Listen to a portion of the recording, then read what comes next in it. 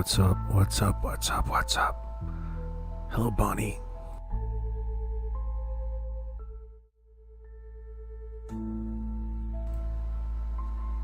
What in the heck is going on?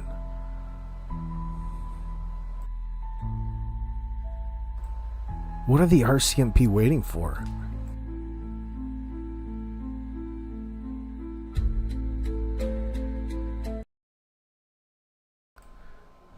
I wonder what the RCMP is waiting for, guys. What's your best guess? Layla, what's going on? Slim, you think that you see a scratch in Lily's photo? Well, friends, it's like we're in the people's court. Or Judge Judy. It's so whack. It's so brutal. The claims that Daniel has about how the kids got the black eyes, and they, again, guess what they did? Victim blame.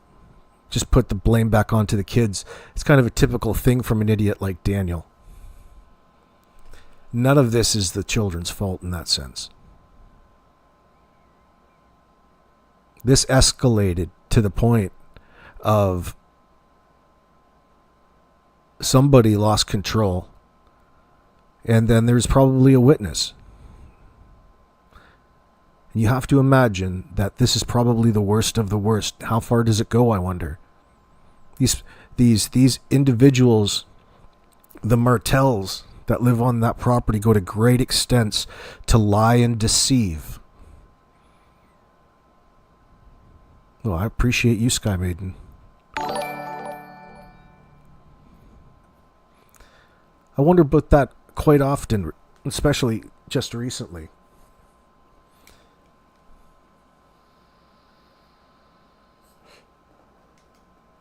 I'm not trying to defend Malaya in this sense, but you could see where it would make sense, especially knowing what actually happened to her own two kids, that she gets the hell out of there as soon as possible, especially with the level of crazy that's around there. I appreciate you, Sky Maiden. Thank you very much, darling. Bonnie Gale, welcome in tonight. An airtight case. They don't want them to slip, though, because they weren't careful, in your opinion, regarding the RCMP. Oh, my God.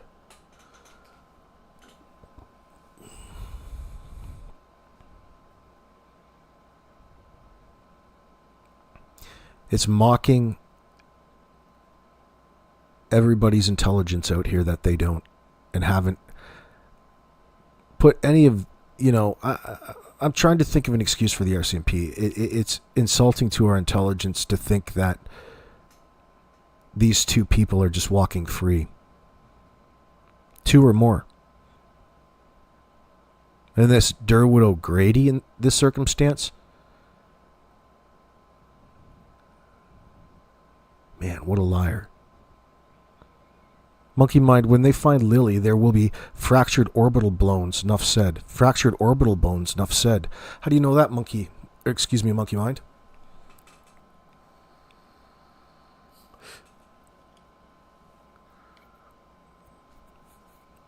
So Daniel turns around and blames the kids for giving each other black eyes, because we know how violent that the kids always are, especially at 4 and 6. To the point where they're so trained that they just out and pick off the eye and, like an uppercut, left hook, fade away. That is such a BS story, but you expect a story like this in this circumstance. I just got finished watching Steven Stern's little clip from Law and Order talking about, when the detectives confronted him about the CP that he had on his phone. And you can see much of the same type of I'm going to call it a flavor of defensiveness that these idiots have when they're guilty as hell. Everybody knows it, but yet they continue to lie and lie and lie. Not that you would expect them necessarily to tell the truth. I do expect detectives to catch this shit, though. And anytime kids are gone missing, how could you not hold the parents accountable to some point?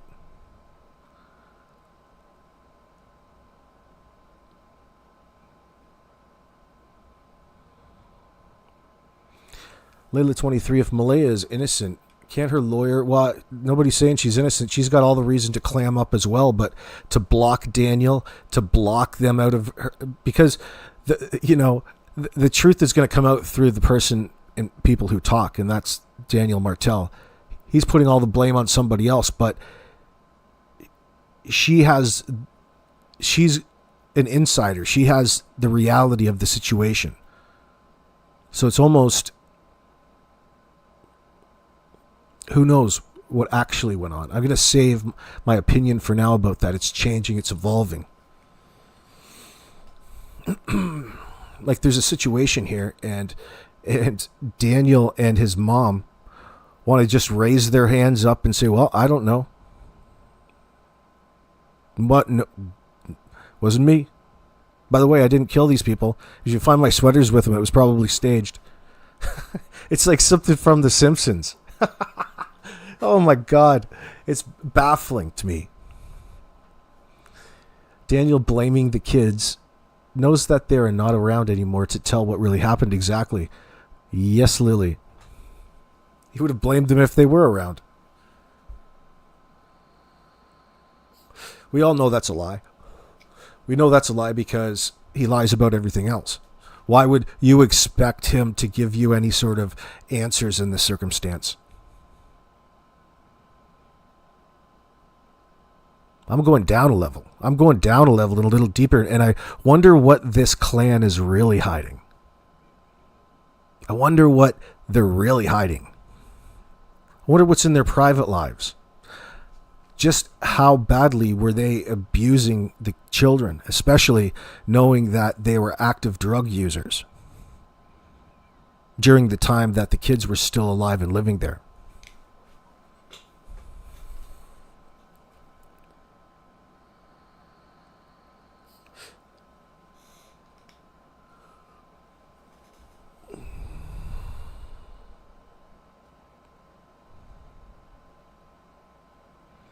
Sky Maiden, in your opinion, you believe that they were eliminated from the jump. What do you mean? What's the jump?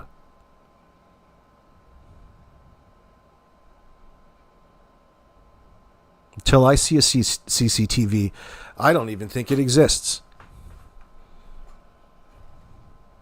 Why wouldn't the RCMP release that clip if they truly believe the kids were missing? Why wouldn't they believe the clip of them last, seen alive? People are talking about how they didn't go to school because, they want to blame it on the fact that the kids had black eyes. Friends, no, they didn't. They had to call the school, and they didn't go to school that Friday because they were already dead. How's that? A lot worse than a couple of black eyes. Black eyes are just in pictures that they didn't even mind taking.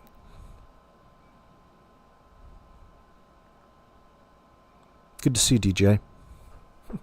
I thought how like narrow-sighted of people to talk about that, but I guess they talk about anything in that sense. Nah, it's not like I'm saying that I'm right. I'm just theorizing like the next guy, so it's just it conflicts with that. That's all.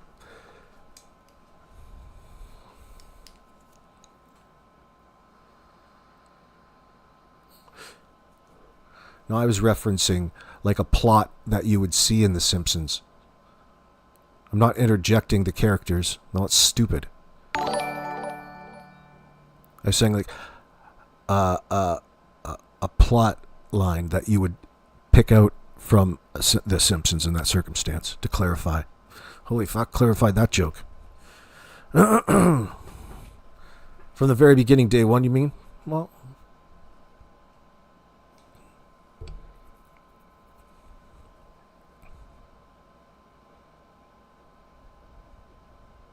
There's all kinds of information here, Monkey Maid.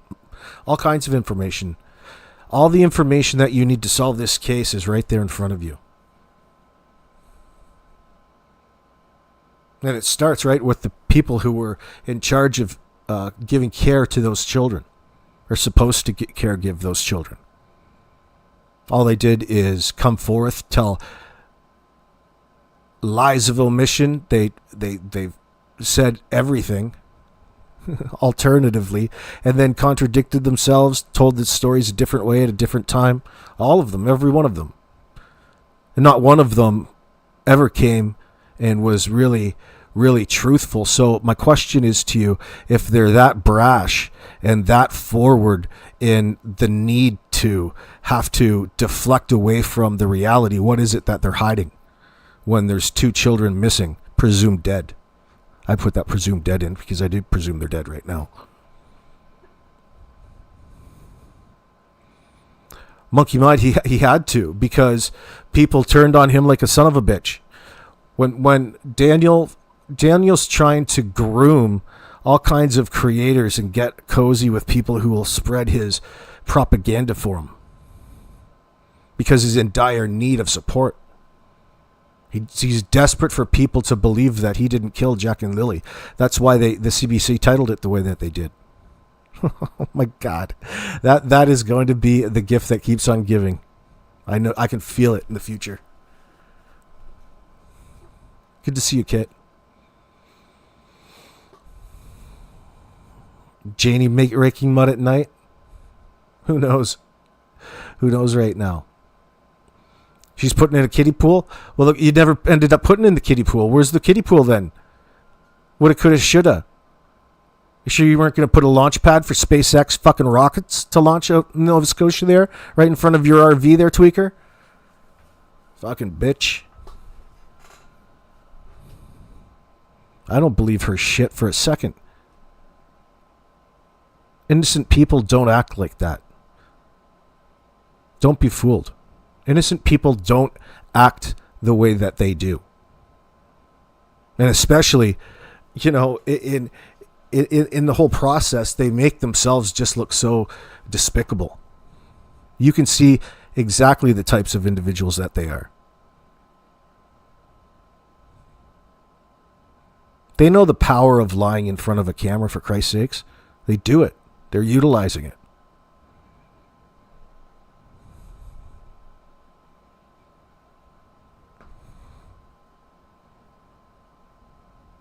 They're hiding lots, Red Miller. Good to see you. Yeah, absolutely, they're hiding lots.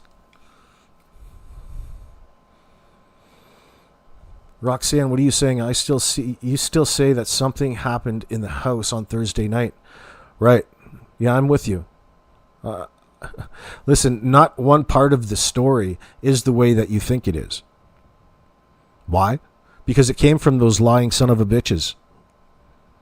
Why would you trust any of it?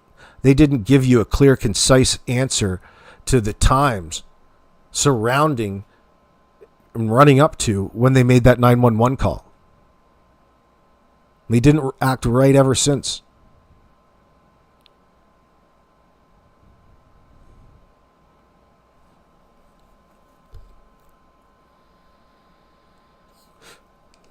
What do you think happened, Roxana? Thursday night, and they stay up all night to create a story to say the kids were missing Friday. Absolutely. Absolutely. God knows what kind of, rampage the old lady was on. She's probably swinging at the fences, kicking the dog upside down. She's one angry, evil, you know what. And by the way, I think I got maybe a piece of leakage, psychologically, some leakage through her in the interview, because she admitted to carrying Jack through the bush. Now, I ask you, why would you be carrying Jack through the bush? And why would you put that in this conversation? Why would you volunteer that information that way?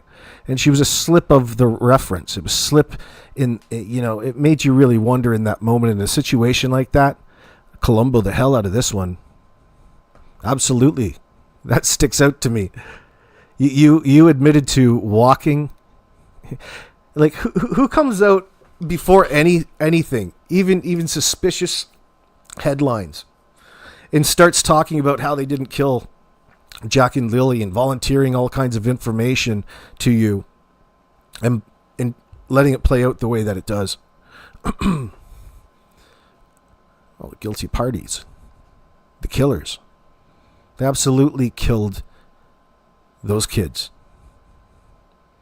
Not once, but twice. So whatever happened to one happened to the other. Think about the level of depravity. Think about the degenerate motherfucker who carried this through. Not once, but twice. That's how badly that they wanted to cover up whatever emotion that they couldn't control. So it makes me wonder if there isn't, you know what, involved. Inappropriate things, potentially. I'm just saying why it makes me wonder, because that would be the ultimate worst thing. Torture.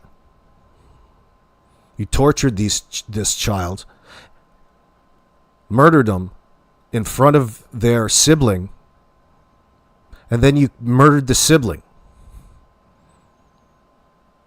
This is like a blood ritual for you two evil motherfuckers. All right? So you don't think that you have it in you to sit there and lie and mislead the public preemptively? Absolutely. And they're doing it now. This is what makes this case so damn interesting, friends.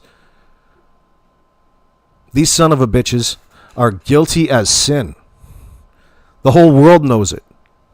Everybody that you ask, that you see who's following this situation, doesn't believe them one iota.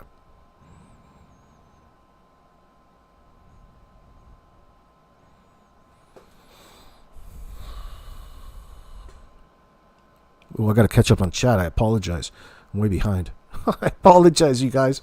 I got sidetracked.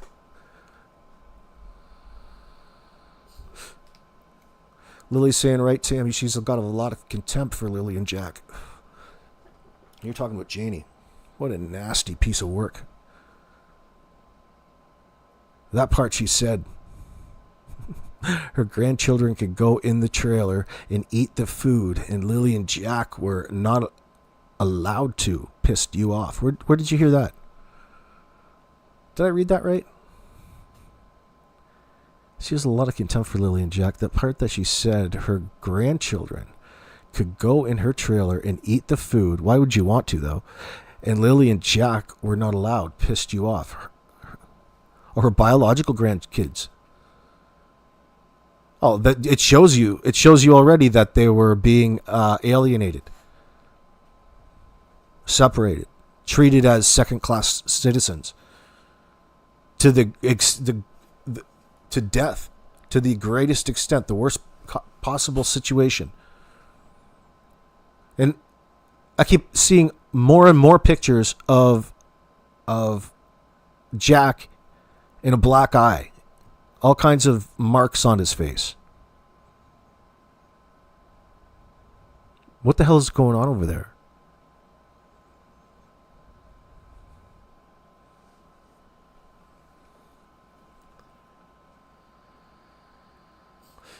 Fucking idiot Daniel. He's got this big extravagant story about throwing something up in the air and hitting a ceiling fan and coming back down and landing on his eye. It's got a play-by-play like it was an NFL replay. That's why you know it's fabricated. Bullshit. Especially when the kids are missing at this point. You're never going to get past that one, son. All right? It's too late for the excuses, asshole. I'm pretty sure that wasn't his mom beating him. It was you. It was you. And it was your mom, Jannie. Tell you something, an innocent person wouldn't be calling the CBC because of what a bunch of people, strangers, are talking about on the internet. Should be listening to this right now, girl. Jannie, you're going to fucking jail, bitch. You're going to be tormented in the depths of hell for the rest of your life. You would be praying for death.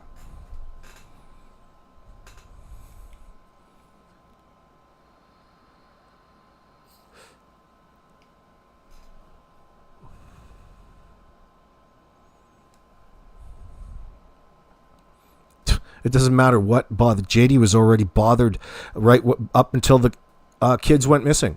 She's already high-strung, nutty, wound up, psycho bitch.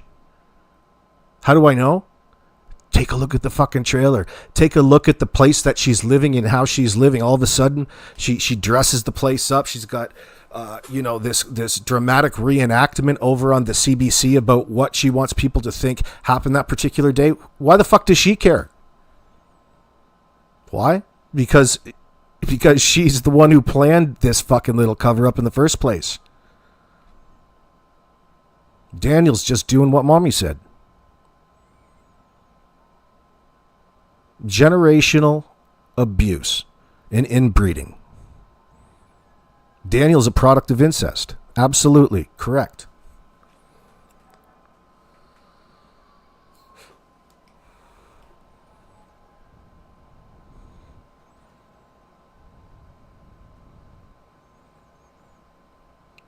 Yeah, Mary, it's sad. You would think that Malaya probably got hooked on some of this shit that Daniel's been grooming her like he and his brother were, I think it was his brother, were grooming that other gal with the devil's dandruff, with the booger sugar. Like they were members of the fucking 1988 Dallas Cowboys. So, do we think that Daniel could be a chomo? Absolutely the strongest of possibilities right now.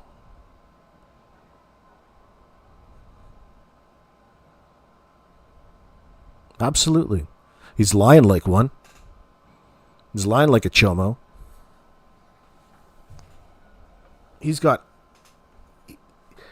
damn near Chris Hansen himself.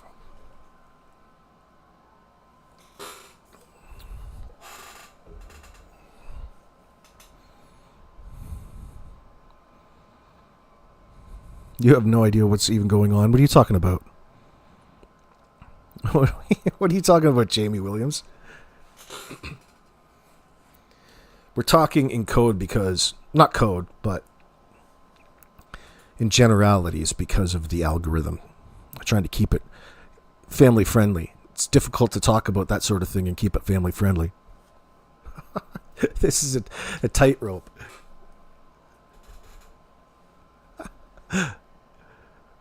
I'm skipping over some of your comments. I apologize. I have to get caught up. Annabella Tammy Burke, welcome in, by the way. She won't last in there. They'll go, protective custody. Yeah. Imagine that hitting a child in the face. But oh my God, this is disgusting. Yeah, people are it's just confirmation. That's your indicator that, worst possible case. Here's the evidence. That's all the evidence that the jury's going to really need. That's the type of evidence.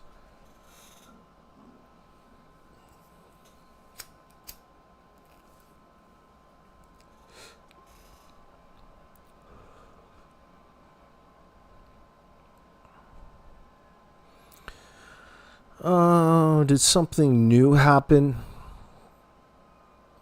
Not exactly. It's just affirmations of Daniel's lies and people's lies. Talking about the photos, of course, Jamie. The same thing that people have been talking about. I think the new news, the most recent updates in the circumstance on the streets, is that Daniel Martel is an abusive, physically abusive son of a bitch. And my question was just, to what extent does that abuse go to? You know, especially including the drug abuse. I would expect there's sexual abuse involved. The way they act, it's like, they're banging. So, I mean, there has to be some sort of incest as well. Just some of those things. And this is a serious conversation. Absolutely it is. Seriously, that I'm not laughing.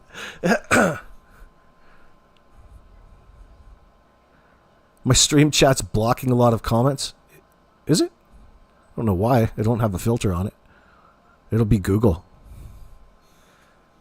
They don't like certain words, I guess. I don't get a chomo vibe from DM. So you just think that there is some mishap, panic, and a cover-up? Okay, so when there is some mishap, that's your mind, okay? Why don't you think about what that mishap is a little bit, Annabelle? What would that mishap be where you would have to proceed with double homicide?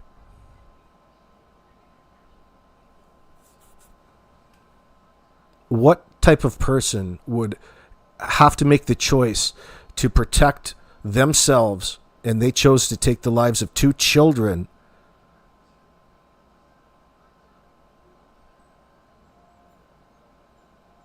and make them disappear, and then orchestrate this story about the kids just wandering off into the bush, never to be seen again? My question was to you, this is the sort of thing that chomos usually make up and do. That's how that got started. You don't know Daniel. Why would it there's all kinds of indicators. It goes along the lines with every other type of abuse in that household. His ill-adjusted nature, his history of women and drug abuse. I'm pretty sure that he's not concerned about ages.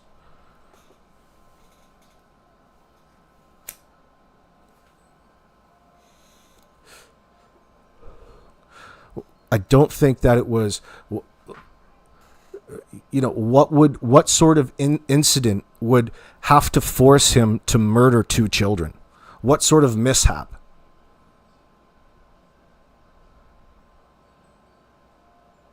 I don't like that word in that circumstance. There's no such thing as a mishap. That's straight up murder.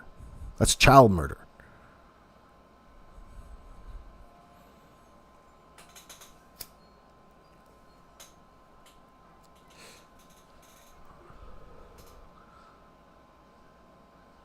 Yeah, Annabelle, I know you don't like to think that way. I get it. But it's important for you to know where I was coming from. I wasn't just introducing it out of nowhere. I'm saying that I'm just saying that the only reason and the only thing that would bring the necessity to come out with all of this goes in line with the desperate need to cover up all of his actions. And he'll be in control of just how much people are allowed to know every step of the way. He's protecting all of the information rather than just really actually not knowing. Oh, I'm pretending to help. Look at me. But in the same time, he's being open about how suspicious he is. Only he's not calling it suspicion. He's calling it anything but. Like, for example, he's telling you in the CBC just how nervous and off the wall he was before taking a polygraph examination. Why? He's so nervous. Like, that's the whole point of the goddamn thing. It goes beyond that. It goes beyond that.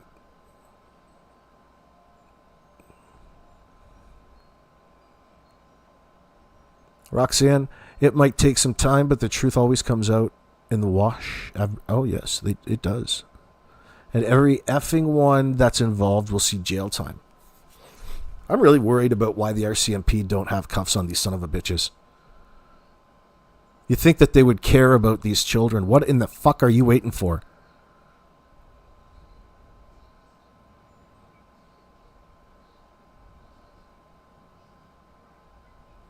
Like, this is a no-brainer.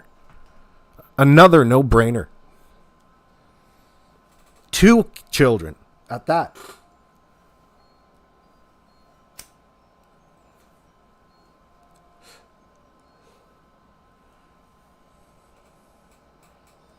Like, what would a suspicious stories sound like to these cops, I wonder? They have to be watching all of this. There's probably an answer, okay? There probably is an answer to that. But I still feel a little uneasy about why it's taking so long, I should say. The public needs to kick up soon, absolutely. There needs to be some sort of pressure put on them. Like, this is nonsense. This is fucking nonsense. The CBC producer and the editor of those videos know how guilty they are. Absolutely they do. You can see it in their editing.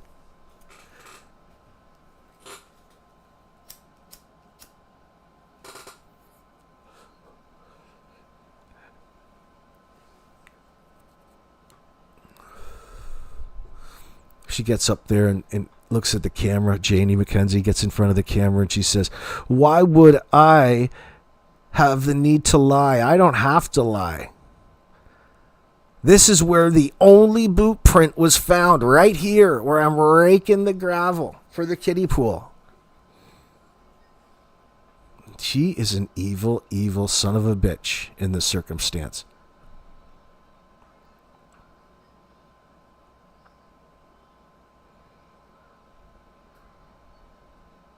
Do you think Jannie leaked something when she mentioned the old road up the back of the woods and that she picked Daniel up there and asked, "Did you find them?" It's obvious he didn't. All right, Lisa. Right, you see any kids around here? Yeah. It's obvious that it's not a well thought out or it's a fabricated story. You got it, Lisa. Oh, I agree. They give it away because they're lying and they're abrasive and they're confrontational and they're eager to get in front of a camera and to sway any sort of suspicion by offering up any sort of example. They know the recipe. But it's not going to be good enough in this situation because their story doesn't exist.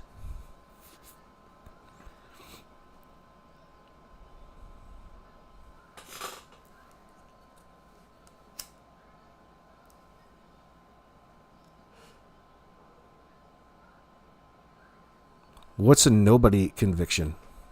Oh, a no body conviction, Sky Maiden? Yes. Yeah. Oh, yeah.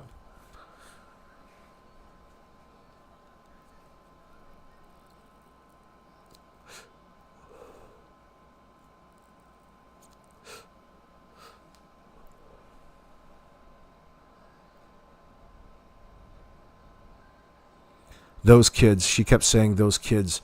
Yeah, it's derogatory in your opinion, Phoenix. You're right. Well, it shows you how they were probably treated, how she really felt about them in the first place.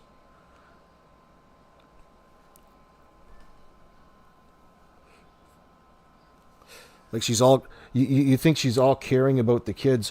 There's 2 nails in a 2x4 with some rope hanging from it as a swing that nobody used. Okay? Something they pulled out of the dump. And she lives in a 35-foot RV that's fallen apart. And the place was the TIFF when this happened. She's one angry, angry woman. Reminds me of, and she's got just a level of sheer denial. She doesn't care what happened to those kids, but she knows in her heart, because the heart knows, you know. She knows in her heart that those kids are still alive and that Daniel has nothing to do with killing them. Well, that's weird. Look, you gave yourself away. That's going to be a famous clip. You're looking at some truly evil people here, and I think it's going to get a whole lot worse than just physical abuse, because it has all of the other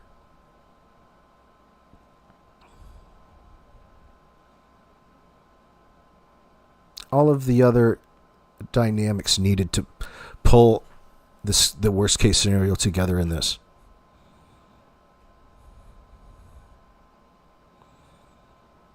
Like, do you think that she just up and whacked one right in the head with something?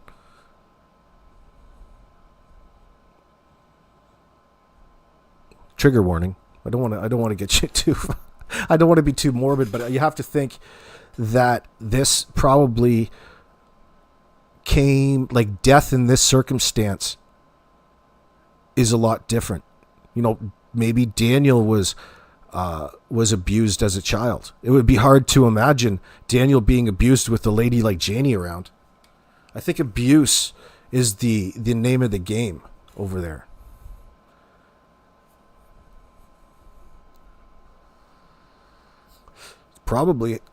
It's probably how Daniel was conceived.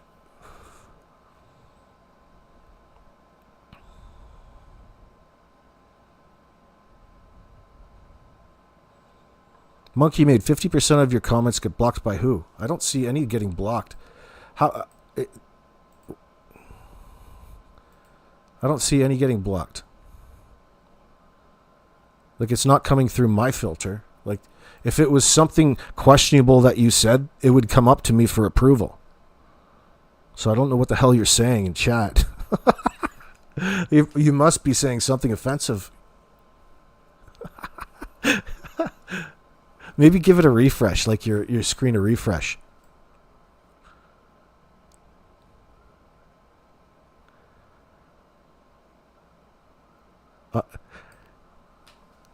Oh, you're getting it too, Mr. Hemi? Really?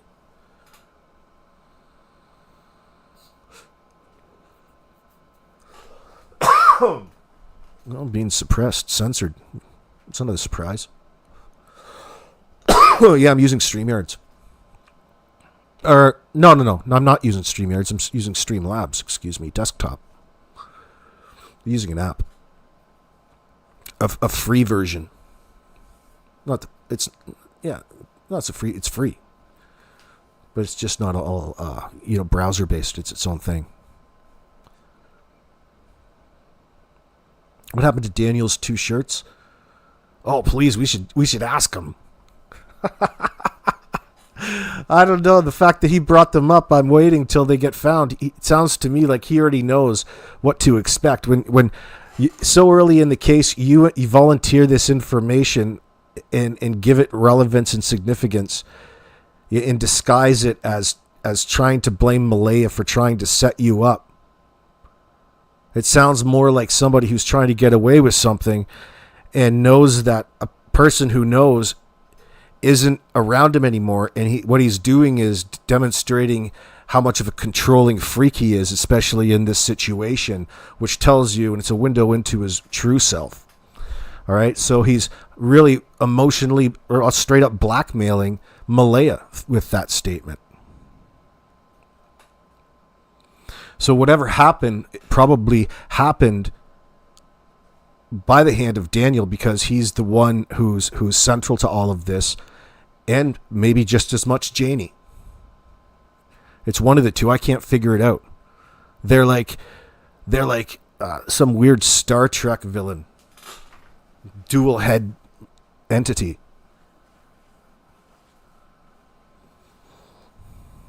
The one thing I do know is that they're guilty AF. All right? They're guilty AF in this.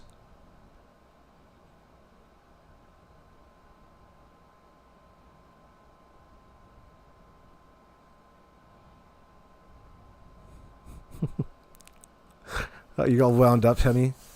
Yeah. Oh, fucking fascists. Jannie has to explain her tears, exactly where the dog was. Yeah. If you're truly emotional and heartbroken in the circumstance, you could see the trauma. There ain't no trauma on that woman's face. There's contempt, anger, shock, and blame. She doesn't want to be direct, but she still put all the blame on the kids. They all did. Like they did with everything else in their lives. They just blamed the kids, and they were probably the root cause of their anger around there, and they got the brunt of it. I'm saying to you, hey babe, it's a little surprising. You know, I don't want to be the one, telling everybody my suspicion about. I'm just opening up the possibility that, that would be the one area where it could get a lot worse than what it is now in the circumstance. And that's, getting that sexual nature associated with this particular case. And I can see that coming shortly because Daniel is just a weirdo, dude.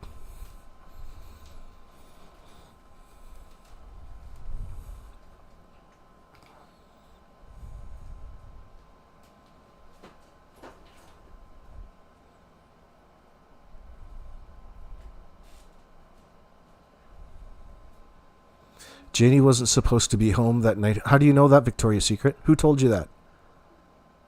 I don't even know if I believe any of that crap.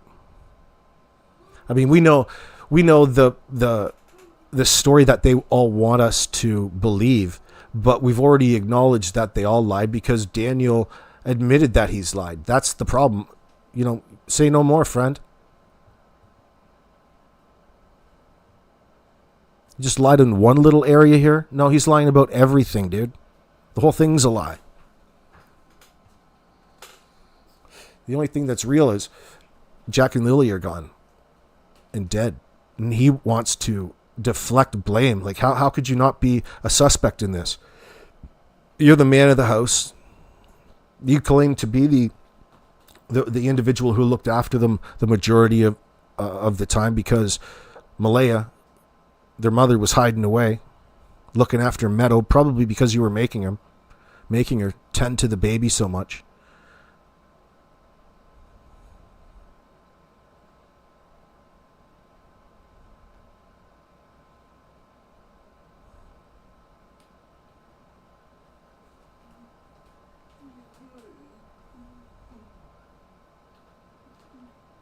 He probably couldn't control his anger because of his abuse of the drugs.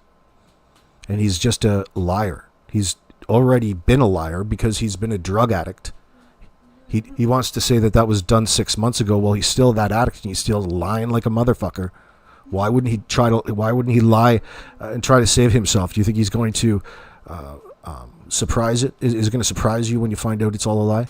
Did I hear about the... No, Tammy Burke, I didn't hear about that at all. That trips me out. No, I didn't hear that. Don't give me that. I don't want to hear that story. Freaking me out.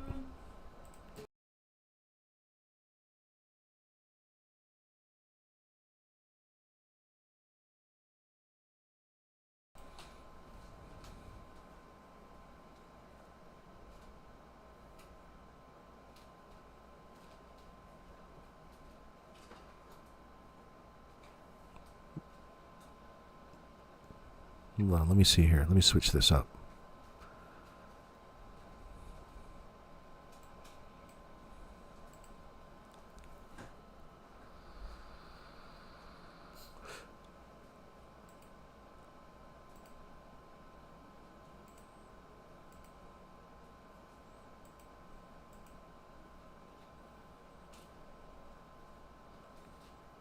Hold on here. Hold on here.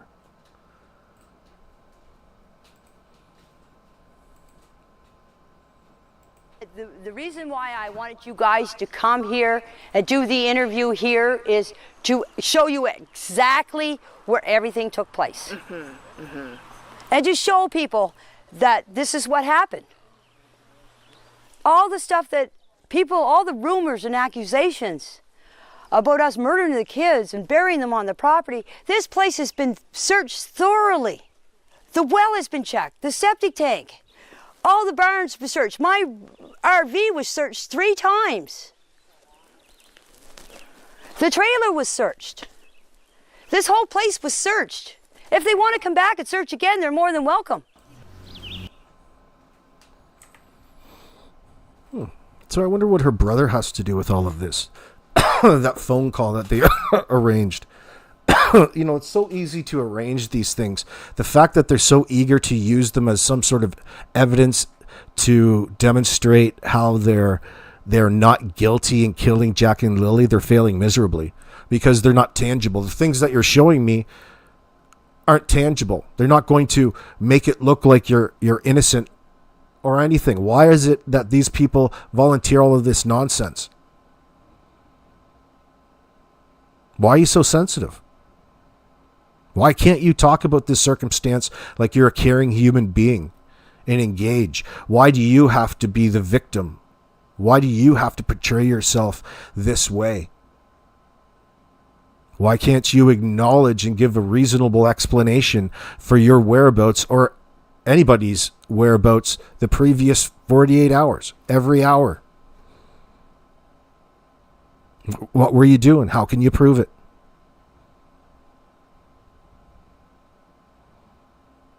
Tell you what I did. I made a whole shitload of money up at Unix.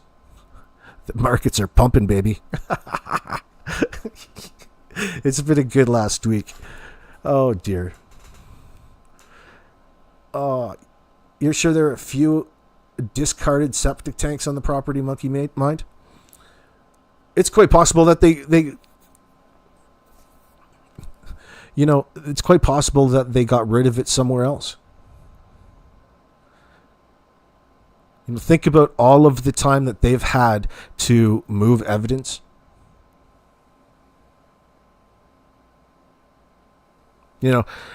This situation, when the story doesn't make sense, and it's not like we're arguing about different scenarios that are possible. There's no arguing that the story that they came out with is a lie, because one, it's admitted by a key witness, the suspect, prime suspect.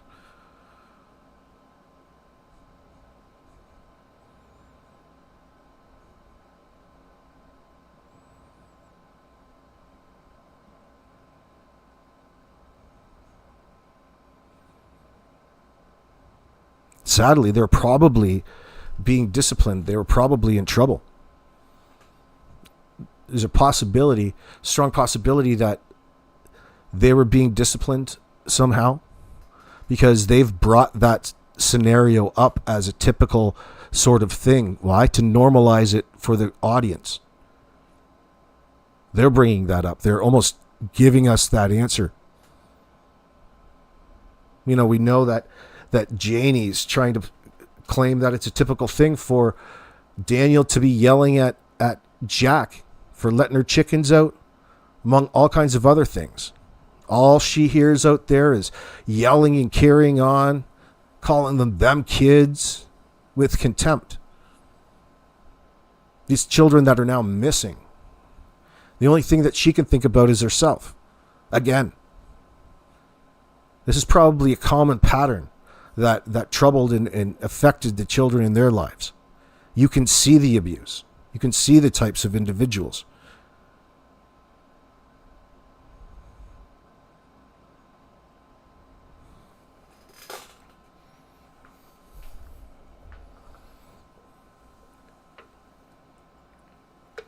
They're so concerned about assuring their safety. You know what? That's because you assholes have a guilty conscience. Because you know what it is that you've done. And you want to keep posting how to be careful out there. You know, how you've been affected by this and you're so ashamed, and people out there in the ether are somehow vilifying you. No, it's you looking suspect.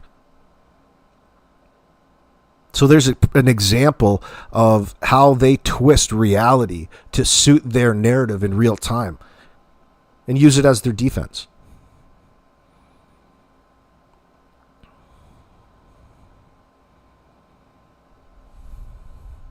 What are you saying there, P? Did she rack other prints from her place? When she was flattening ground for a pool for them? Well, she was doing some tampering. She was probably flattening down with that rubber boot, one of the kids' rubber boots. The question is whether there's a leg in it or not.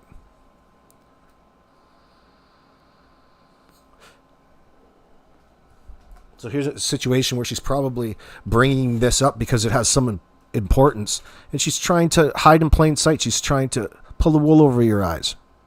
She's lying to you. It's irrelevant whether or not excuse me, I should rephrase that. The only relevance that this pool and shovel and rake and gravel and boot print has is the fact that she's brought it up. She doesn't really, it doesn't really hold any weight. Like, why didn't you put the pool in? Why didn't you finish putting the pool in? You went to all that work right up until they went missing. Mm-hmm. You cared about the kids all that much. You wanted to put them right outside your front door in a pool. It was probably a bathtub for your damn fucking attack dog.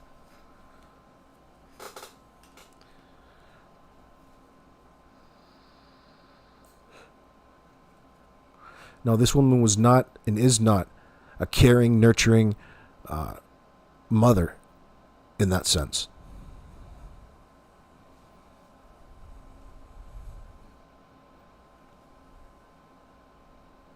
Lilly Sullivan, that's very generous of you, darling. You believe Daniel took those kids off the property and did something with or without help? I think you're possibly right, Anne-Marie. Why do you think he would have to do that, though? Like, what would drive him to have to do that? How do you know?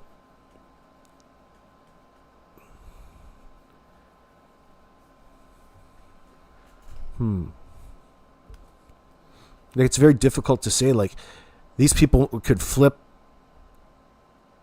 and turn on you just like that. You don't know. She's not right in the head.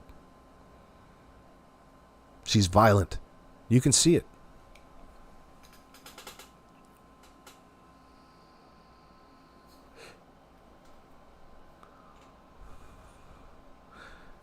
You're saying they don't want to block Daniel because of views, Layla? In a certain sense, he's only hurting himself. Daniel's getting what he wants, attention, Layla. Yeah, he's an attention seeker for sure. But he doesn't realize that this sort of attention is something that you don't want.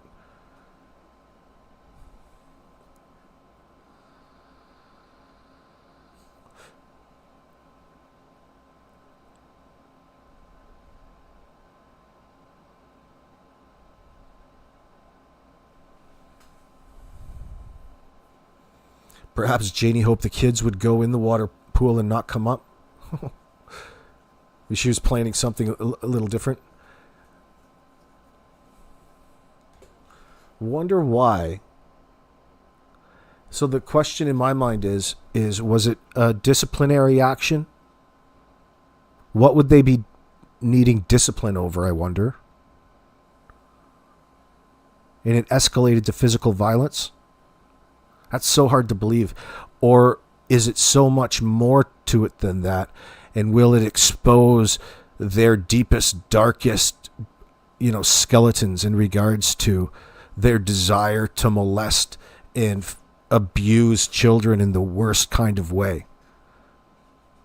And in that act took the lives of them.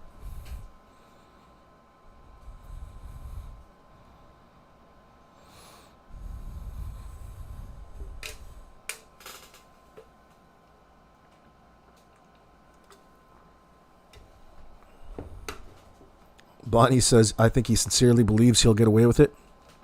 No, he won't. Somebody's going to have to answer at some point in time. Janie was sure putting Malaya down made her sound like the crappiest mom ever. That's probably a contributing factor to why she was so apparently withdrawn towards her children. Probably because this bitch was interfering. Now, you don't imagine that old Janie would be interfering in anybody's relationship, would you? That seems so hard to believe. That's sarcasm for you autistic people out there. Yeah, she may be a crappy mom. That's pretty safe to say at this point in time, but we don't have enough clarity yet, or I don't, to form a really accurate opinion based off of the amount of deception detected by way of Mom and Daniel. That's got my full attention. However, I feel a lot better as to why exactly Malaya left and blocked the entire family and wants to move on. I've got no doubt in my mind that it has 100% to do with this biatch on your screen. Not right now, darling. Just give me a few minutes.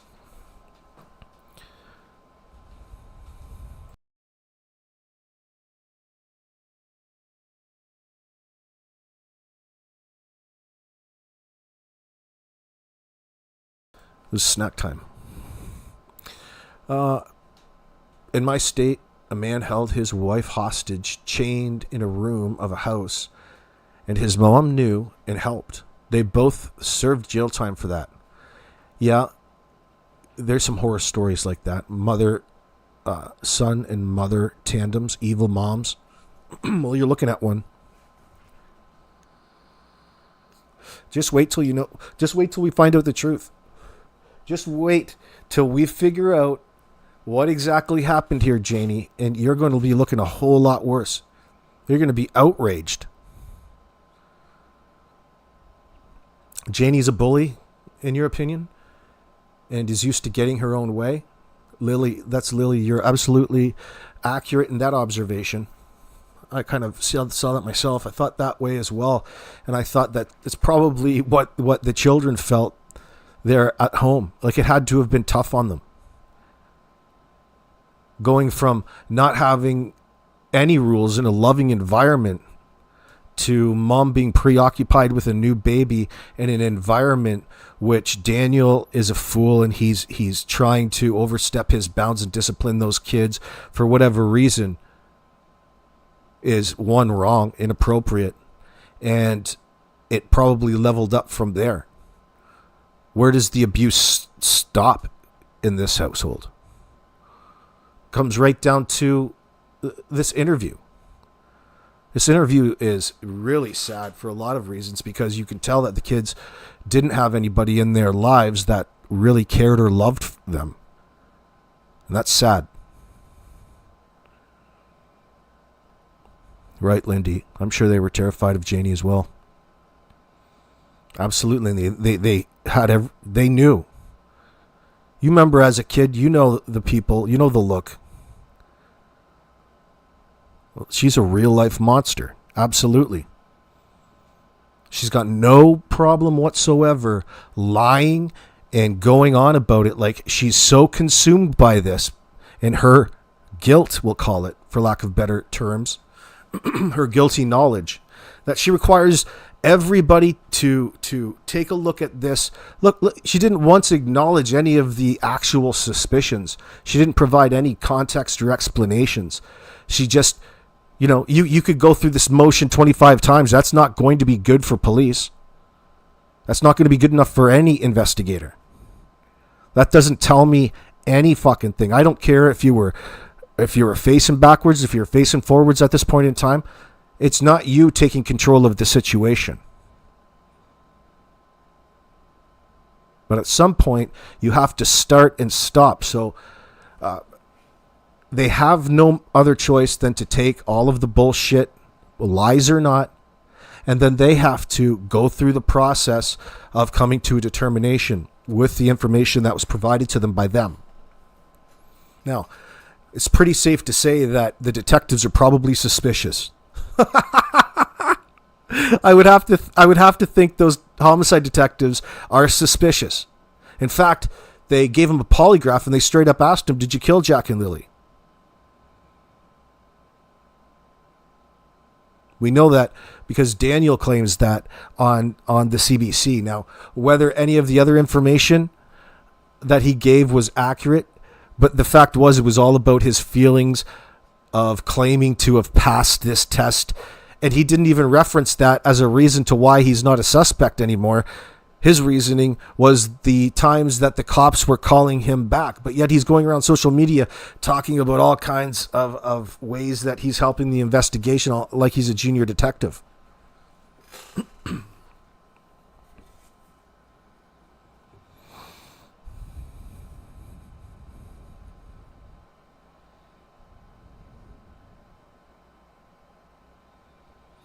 You've become unfeeling towards this case because of the timeline? No info or charge laid? the timeline.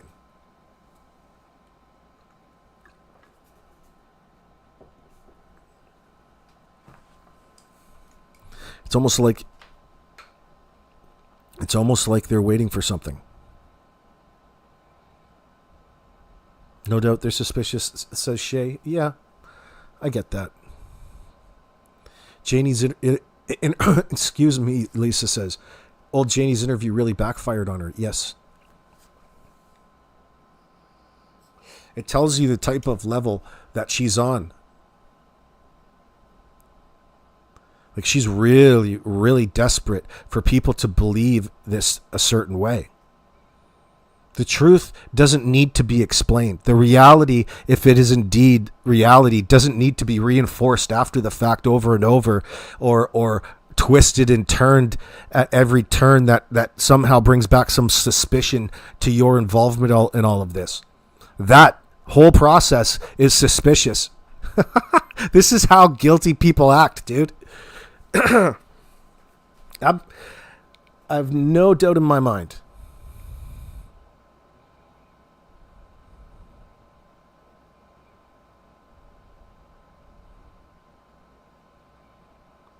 That's not really fencing. It's just old skids stood up and nailed together.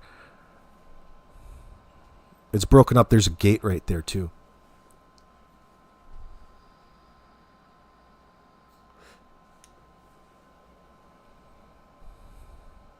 Well, here's another possibility, Karen Jones. What if old hussy here, this hussy, and her son Daniel were prostituting, trafficking the kids out of the trailer?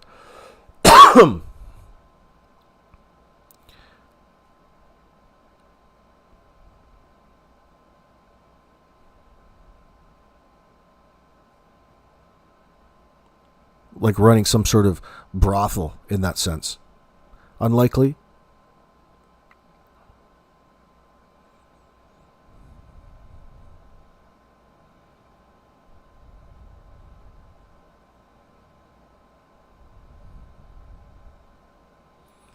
That's to you, Karen, actually. A full étoile leading towards shared delusional disorder. Yeah, but that doesn't... You're not saying anything, Karen, with that statement.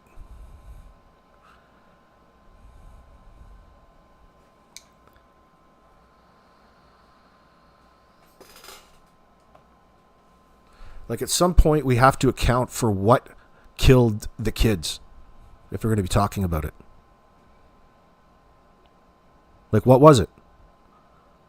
Did they do it by their own hand? What was the reasoning? Like, it's hard to believe that two of them...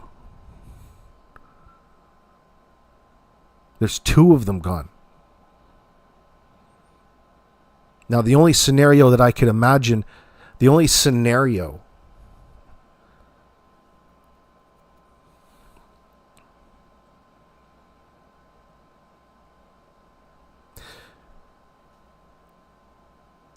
would be something that would like the person who was doing it, the perpetrator that's carrying out the act, would have already preemptively, like, planned ahead of time to be doing what they were doing, got caught, so they both had to die, because that secret is just so like in need of covering up to them in that time. That's how dark it probably was, in my opinion. Now, whether it was Daniel himself, Daniel, one of somebody, an associate, but there's a lot of possibilities that could have happened after they were spotted out on CCTV near the mall. Daniel didn't want to tell you where he was. Daniel doesn't want to tell you. Well, that's not suspicious, is it? You don't... Anything that you can offer the detectives, okay, is welcomed, is open information. because there's missing kids at the end of it. You, Daniel, don't protect any piece of information so you don't ruin the investigation or don't negatively affect their investigation into this time, unless it's going to affect you personally.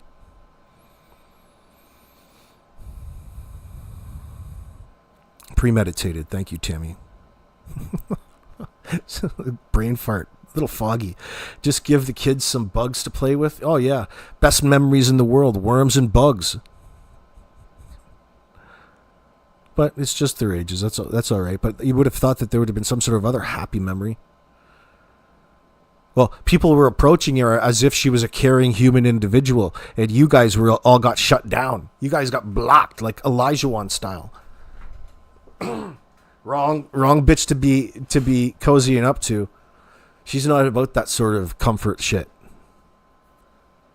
This one's hard.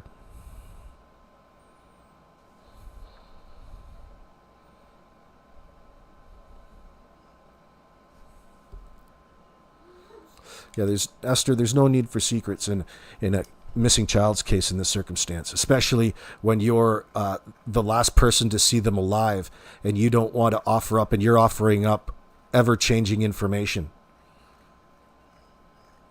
In such short amount of time, it's not even like it's years. This is pretty bad. There's really no story that tells you that they're really hiding the truth from you in that sense, which is never good when you're in Daniel's situation.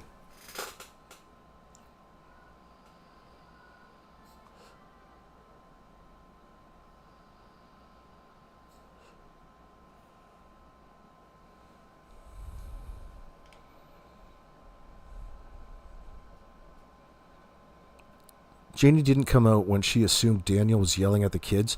That tells us how frequent he yelled at the kids. Really? Hold on. Someone's banging on my wall. I think it's my daughter. Yeah.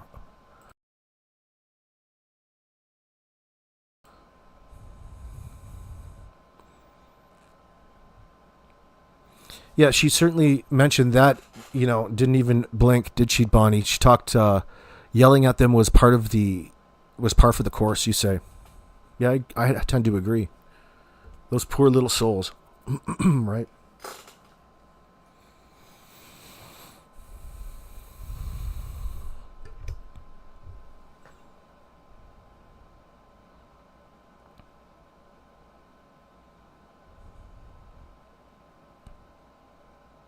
To them, yelling is parenting? Probably. Sometimes. I used to yell more than I do now. And sometimes I have to yell and shout. Not yell, I just shout. Raise my voice a little bit. And yeah, it's just lazy parenting.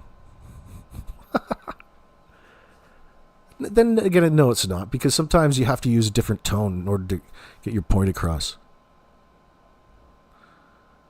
Don't you know that? Damn it. That's condescending. That was my condescending tone. How did Daniel convince his mother to move out of the trailer? As she claims, to let Malaya and the kids move in?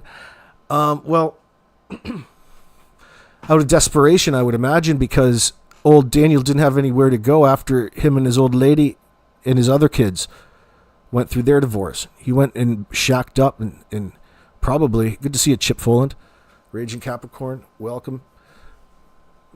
Probably shacked up, because he was messing around with Malaya.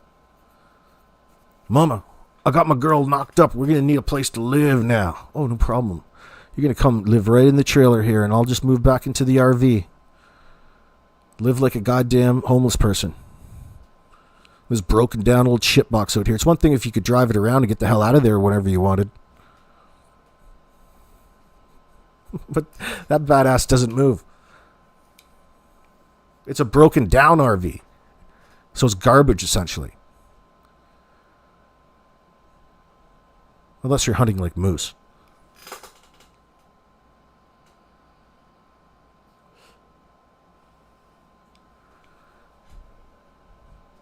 Elise New says, you couldn't write characters in a script more suspicious than Daniel and Jannie.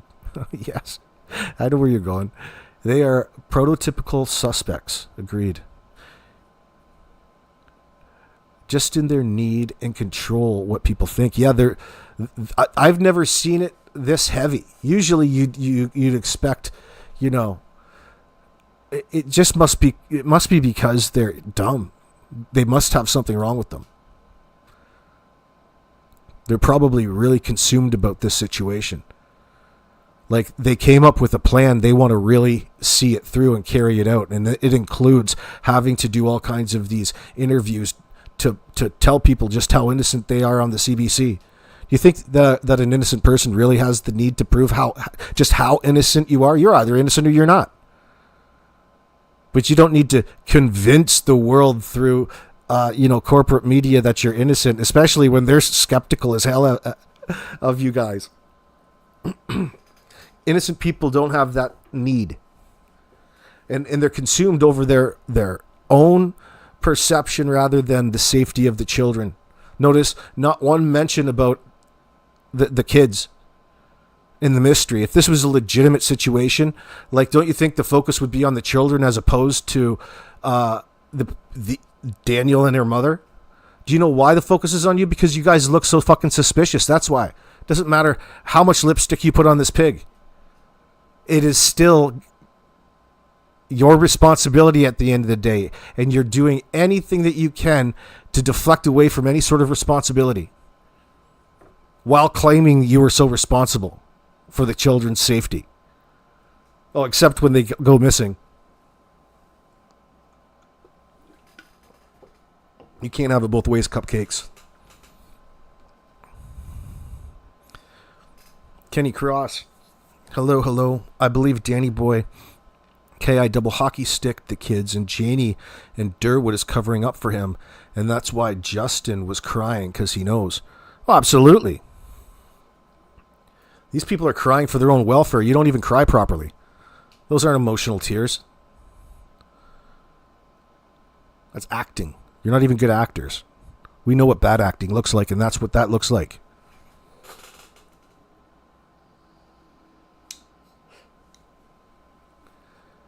Yeah, Justin was in shock, especially if he had to help.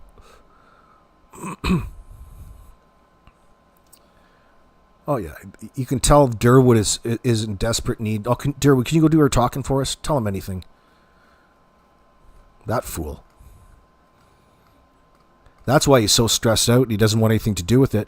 Because he knows just how guilty they fucking are. He's tired of lying. His lies aren't working. He's not very good at it. Foghorn Leghorn.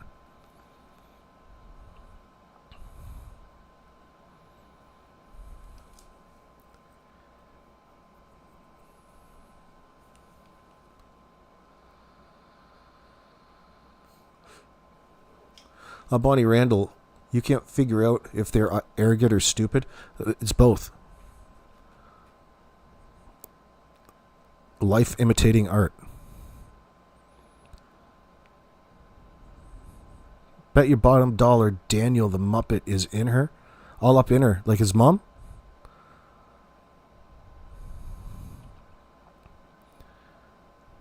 Bonnie Gale's putting the list out. Neglect of children, physical signs, behavioral signs, fatigue, falling asleep in class or daycare, stealing, begging for food, lack of supervision, left alone, playing in dangerous situations.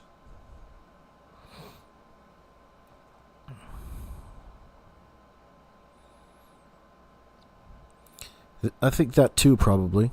That would go along with it. So what are you saying? They're neglected to death? I think there's something much more sinister at hand here, Bonnie.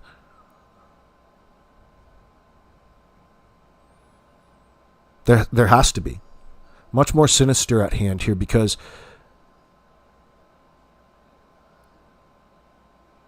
it's not like something happened and there's one child. There's two children. So you have to think that the second child was killed because they witnessed something that they couldn't repeat, that they couldn't go and expose the perpetrator.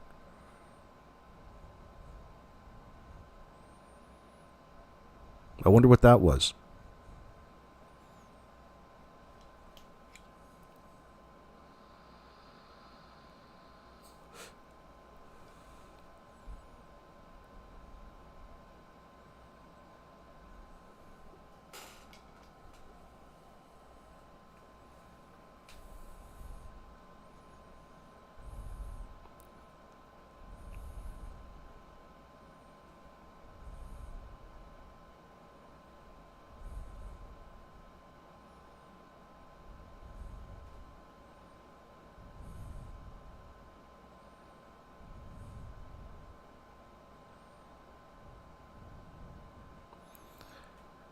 Yeah, how do you know that?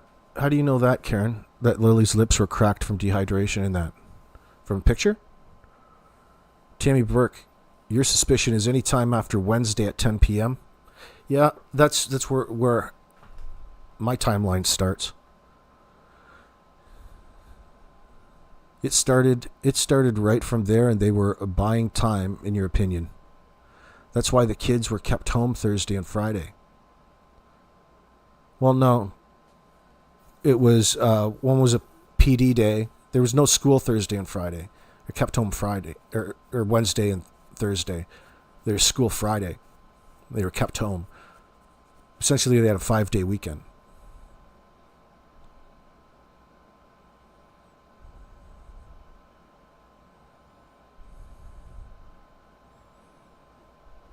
Ah, you posted that because somebody implied that there was no neglect? Oh, yeah, right. Okay, Daniel. He's the only person that would ever say such a thing.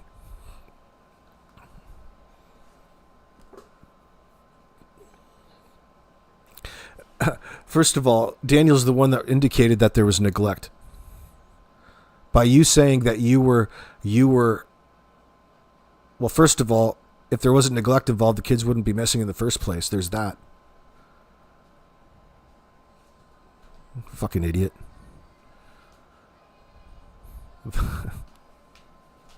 Yeah, we want justice for sure, Lisa. You've talked about drones flying over your property. You've Yes. talked about cars driving down the road and Yes. slowing down. What's that been like? I'm scared to go out sometimes in my own property. I mostly stay around back here.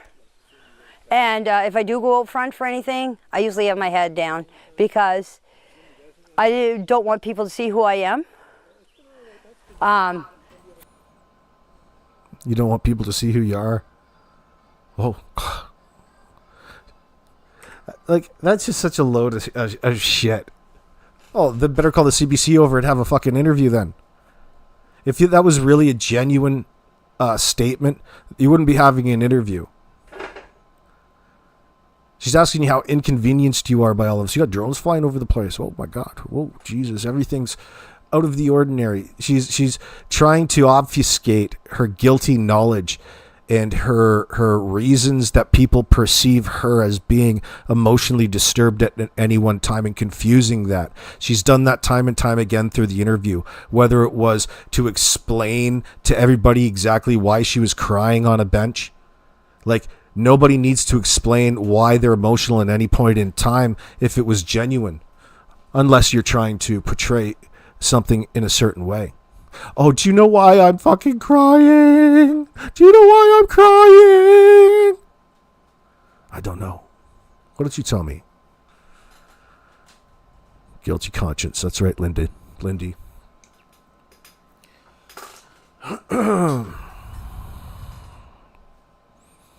Phoenix says they didn't walk off. No one picked them up, right? Didn't get into substances, exactly. It was a pact to rid the nuisance of dealing with those kids, perhaps. I don't know. I don't think that so, Phoenix. A pact, they're going to have... No, it doesn't work like that generally, unless there's some weird... No, there's not like a conspiracy behind the scenes to get rid of the kids to make more space at your own house. You just make everybody moved out. Make your own space. You don't need to murder people in that circumstance. There's a reason that the kids were murdered. We need to get to the reasons why.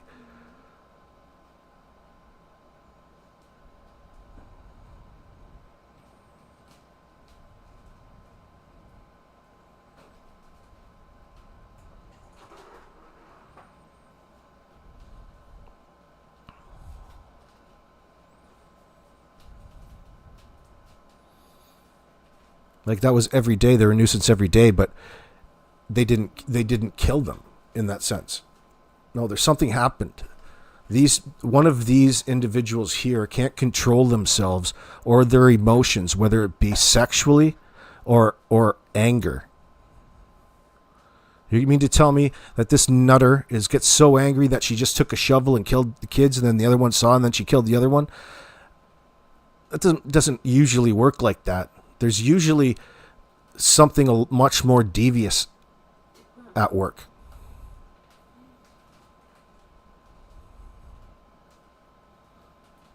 I mean, I'm not ruling it. Anything's possible, but it's too jumpy around.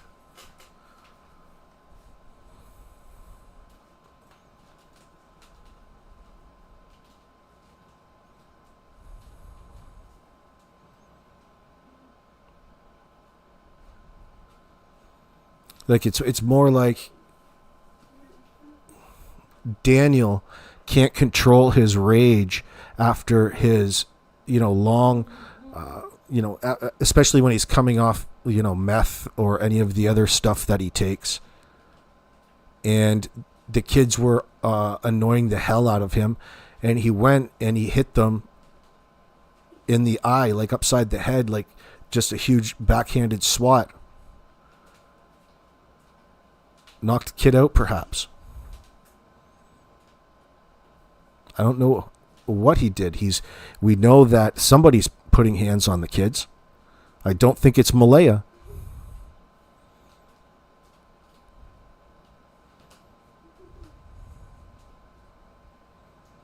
I would have to expect it's the abuser that lives in the house.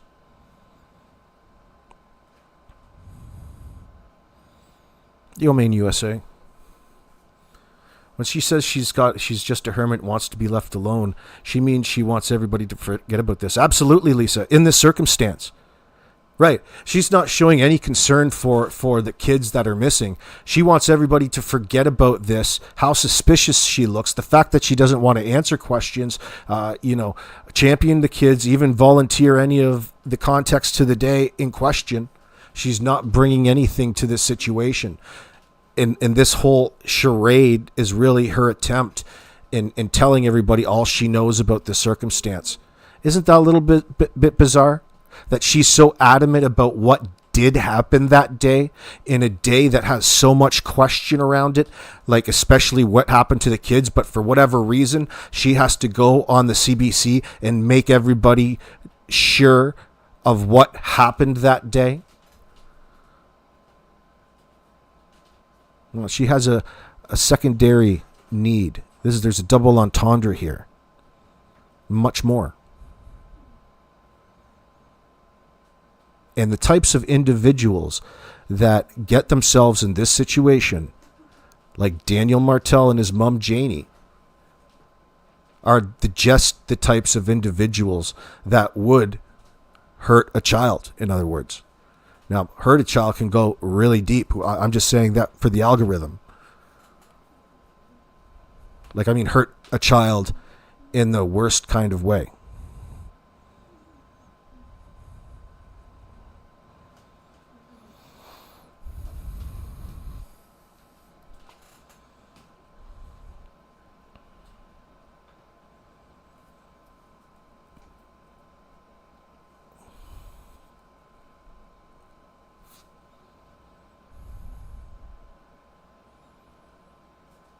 Well, what happens if, Esther, that we find out that they have an associate with a lot of power around there, or one that's tied to politics and was utilizing the services that they were trafficking these children through? There could be that hook adding significant red tape to it. That's a possibility in today's world. I'm not saying that that's so here, but I'm saying there's a possibility.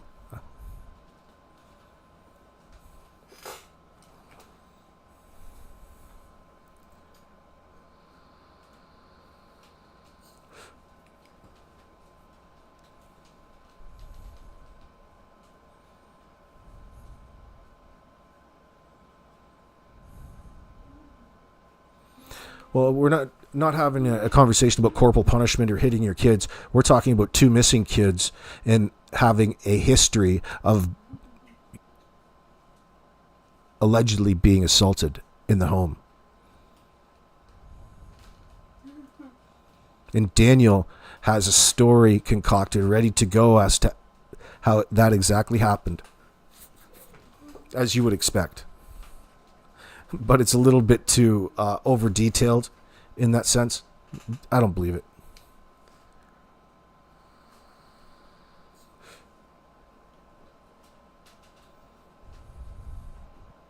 You think you could buy Janie off with Tim Hortons? Probably. Malay was not raised with that. Oh, I see what you're saying, Karen.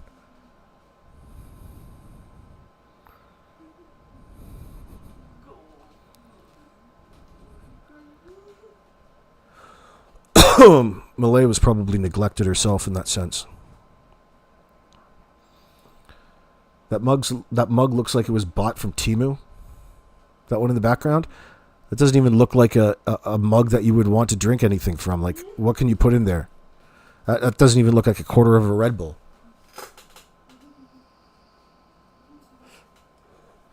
All Malaya's Temu money probably went to that new shirt and that mug just for this situation.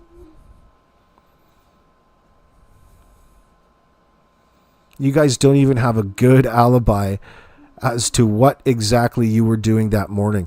You want to talk about how you're all each other's alibi, but none of your stories are believable.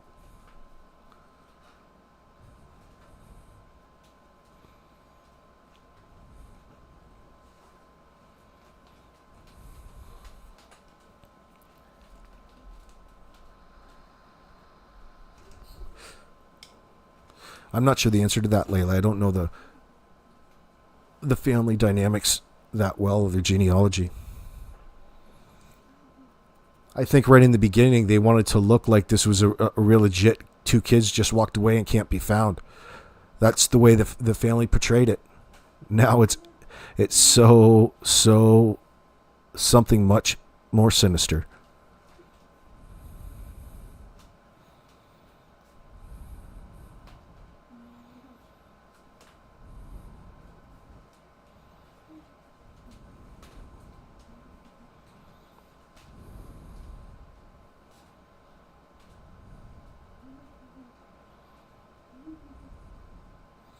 Monkey Made, it's like a cheap version of Chinese version of Amazon in a way, yeah.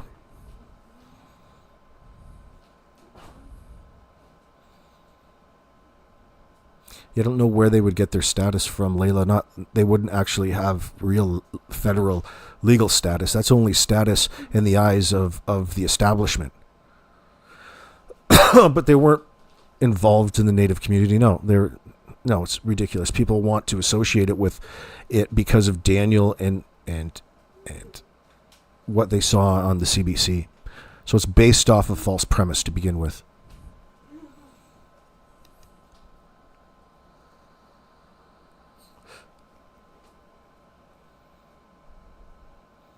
Maine USA, all of their stories have changed. Absolutely. Especially the ones out here in the public. In light with the statements they say on the CBC, you can claim that you're innocent all you want. Who was suspecting that? Who was approaching them with this particular question, if not the police? Like, why are they so paranoid at this point? This is the way guilty people act. Because it's a heavy situation.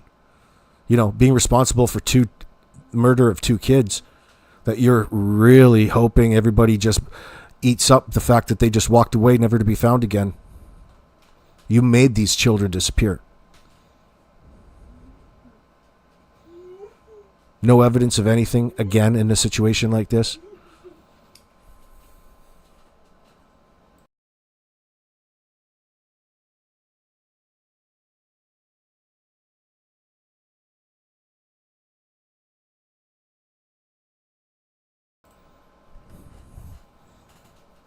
Well, because the reservations aren't always safe. Bunny Gale. He was saying it that as a redheaded, ugly white redhead dude, he sticks out on the reservation. He doesn't fit in. So he would be singled out and picked on in that circumstance. That's common.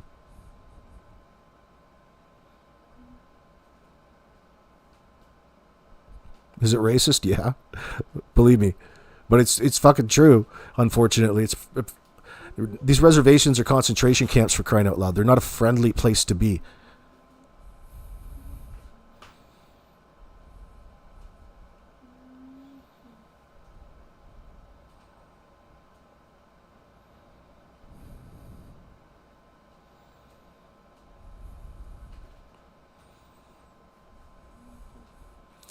What are you saying? Shauna, let me see you. Good to see you. I don't believe the children ever made it home the night before, and that's why I could never the dogs, because he knew they wouldn't smell him.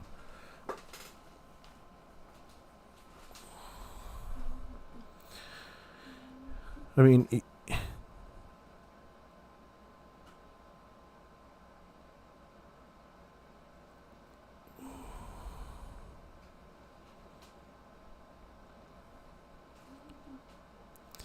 I'm trying to think of the most probable scenario, Shauna. I mean, it's a possibility. I would have to think that something probably happened at the house. It's more likely that these two compulsive liars, who we can identify as lying about everything, nobody believes them, it's so obvious, not even exaggerating, that the people who are lying so desperately at any one moment in time are the same people who have the most to lose in this situation, the most reason to deceive. They're hiding the worst case scenario here, and they're consumed with it. They are trying to make it look a certain way in order to get away with their crimes. They're making it look like these kids just disappeared to the point where it's suspicious. Like they're trying to make it look like they just disappeared. We all know kids don't disappear.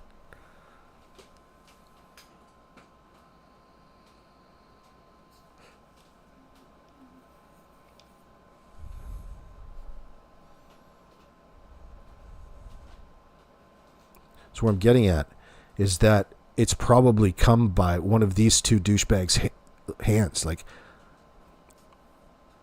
they physically murdered these children.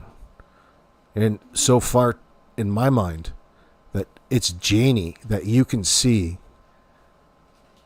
would be the orchestrator of such a tragic event with these children. Because Daniel was just the muscle in everything. He would be a helper at everything. It's probably part of the dynamic. Listen, the dude still lives with his mom now. They live together. They're roomies. Right? He's not out on his own. He's living with his brother and his fucking mom. And they all work together against Malaya and the kids. There's a power struggle in that sense. And we know that the kids were being kept in check through physical, corporal punishment that went way too far. Now, just how far were they? This is what we don't know. But think about some of the worst things that you can think of that you've seen or watched here on YouTube of cases where parents in these situations, to what extent that these fuckers go to really torture these poor children, especially to the point of death. What was really going on?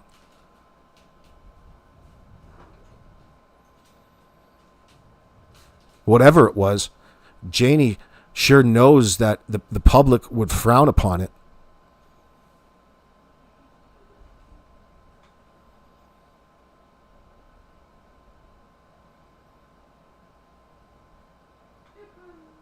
So fucking odd that you're out leveling and raking ground with a rake, bringing in new aggregate to scrape over soil. Just go take some soil samples of that. See what the fuck is going on there, boys.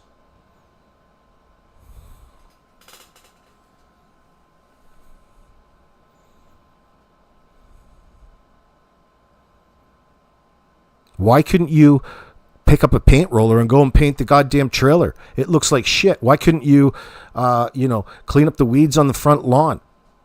Detail the driveway a little bit. Clean up your trailer. Concern yourself with the aesthetics of the place rather than something that doesn't cost anything. Like, who the fuck comes home and just uprights a bunch of skids and ties them together? It doesn't look like a fence. It looks like a bunch of skids propped up, nailed together. That's some bizarre behavior, dude. Even in the world of recycling materials.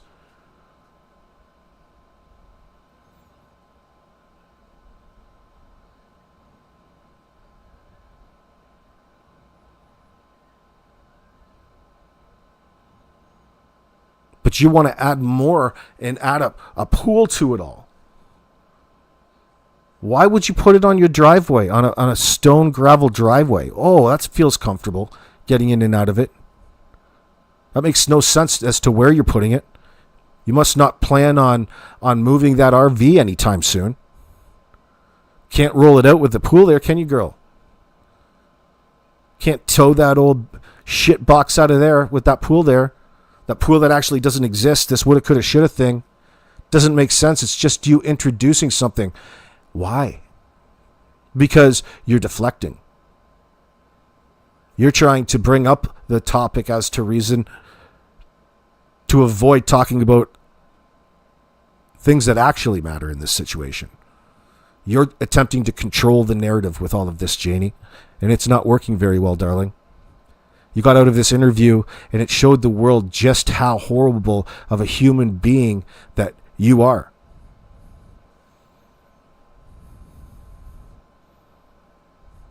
I got to refresh my chat.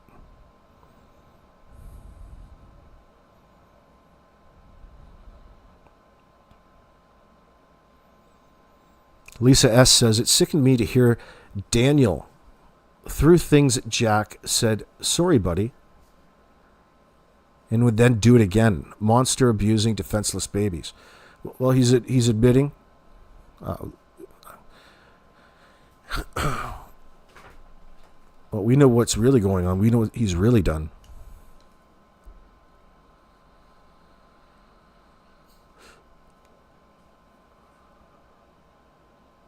Mr. Hemi for speed. I'm sure Malaya is claiming living alone and adding Daniel's income when he ever worked to maximize dollars coming in, and I bet Jannie charged them rent.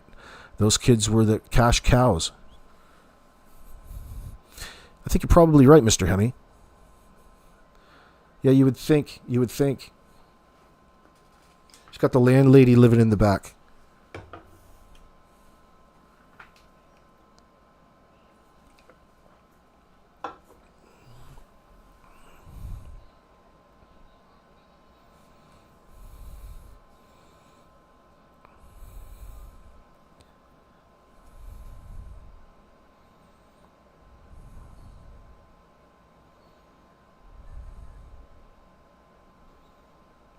Yeah, Bonnie.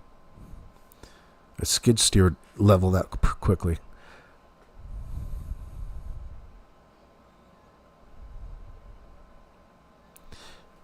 Yeah, Shay, you think there's a bit of a power struggle too? Yeah. All this is all fine and dandy, but nobody ever wants to talk about what... Nobody wants to really say where they're going. They just want to allude. I'm straight up telling you, these fuckers killed these kids. Sadly. And I'm outraged that the RCMP doesn't have them in fucking handcuffs right now.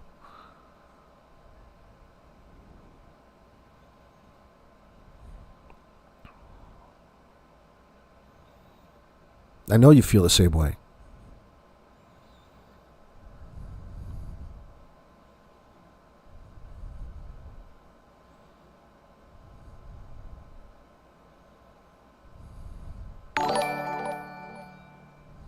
Oh, man, USA, I appreciate that's very generous of you. If those kids were really missing, they'd be screaming about it. Yeah. It is doesn't resemble anything like a missing child's case, a legitimate one in that circumstance. It feels like a hoax, feels like a bullshit story. Why are they lying? Why are they hiding? Well, the easy answer is because they're responsible for whatever happened to the children. Layla 25, exactly, especially a mother, Maine, USA. They came out of her body. So odd.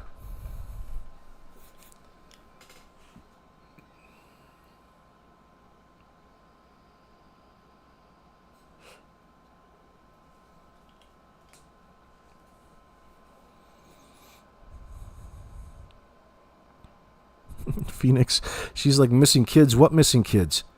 I did all the work. The mum Malaya did nothing, and this place is cleared, so shut it down. So that brings me back to really, if you remember earlier on, the one thing that sticks out to me is now looking back after meeting Jannie in this sense. Is it Into the Fog, that channel where she uploaded the chat between the girls who were at the end of the driveway the first day? They were all being lied to and gaslit over this situation. But where I'm going with this is that Cheryl, Malaya's friend, that was out of the picture for 2 years, that allegedly came back into the picture, was attacked by Jannie. She was attacked by Jannie at the end of the driveway the first day. Let's explore that for a little bit, because so not only was this psychopath Jannie to the point where the cops had to threaten her with getting a search warrant in order to clear the home and make sure that the kids weren't in there as protocol dictates. In every case, not just this one. Like that has suspect written all over it. And then the same bullshit day as she's sitting there overseeing everything, Jannie's overseeing all what's going on. This person who has probably been in communication with Malaya through Facebook, and Malaya is leading people on as to, needing to split, get the hell out of there.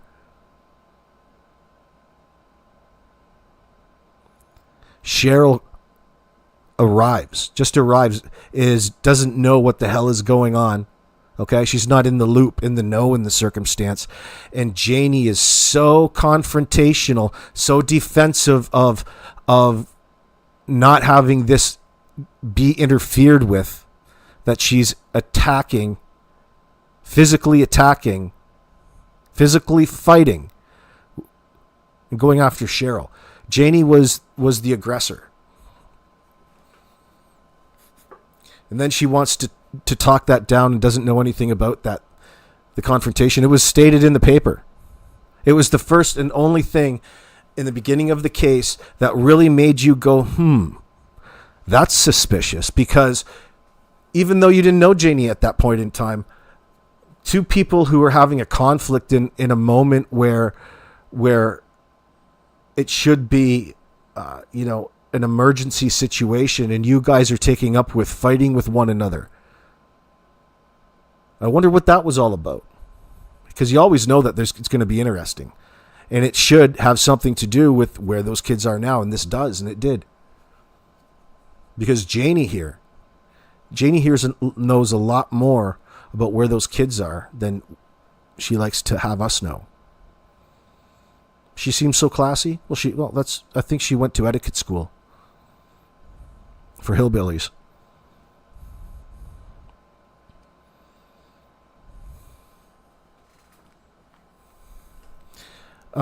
Karen Jones might know Lisa S. Does anyone know anything about Jannie's three brothers? Yeah, Karen knows a bit about them. Like I say, that family tree is circular.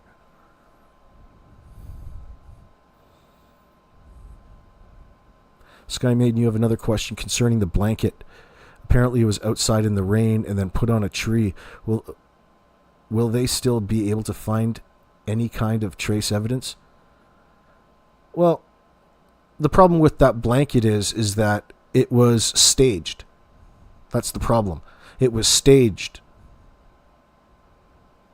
And it really makes no sense.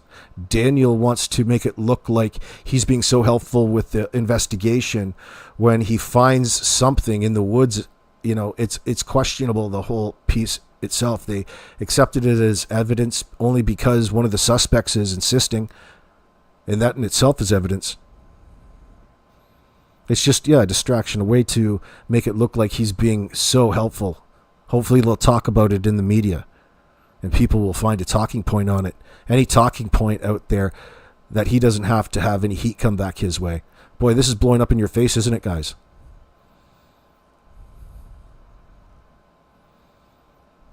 Kenny Cross wants 3 minutes with Danny Boy. You want to play good cop, bad cop with him? I don't want to be bad cop.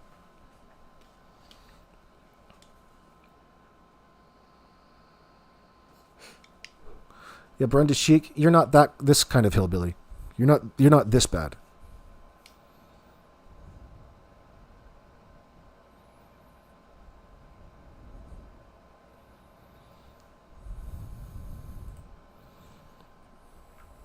That is me myself. It's not because I'm hiding from anybody. I don't. Guys, I want to explain the way I'm acting. It's not because I'm guilty. It's not because I don't like the way I look. I just don't like anybody looking at me. So she does this quite often through the interview.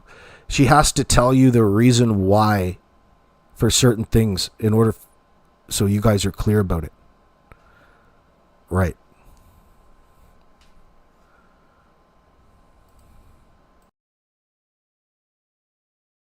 Like to be on camera.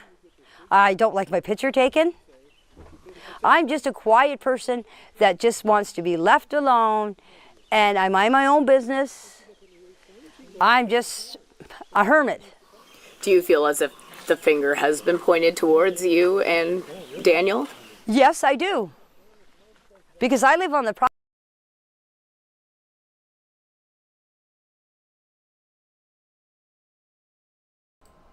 That fucking thing is such a piece of shit. Think about it. She's got a wire, okay? She's got a coat hanger.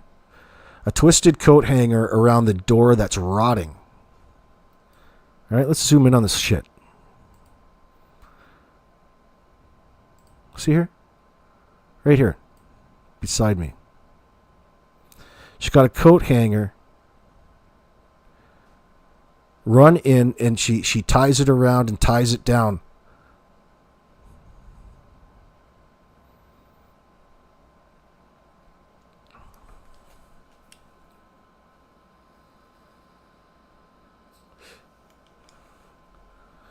That's how you get in and out of your RV.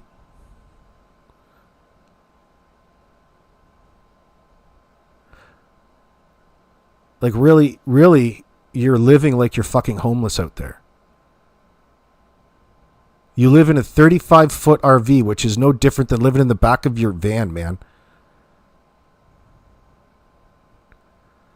I wouldn't expect that all of the... Like that RV is from the 70s. And I bet you everything in there is destroyed, broken down, disgusting as fuck. Especially the fact that there's animals running around. This thing is dilapidated. And you're happy as a pig in shit in there. It's got to be an old, like, ice fishing hut. That's what I'd turn it into.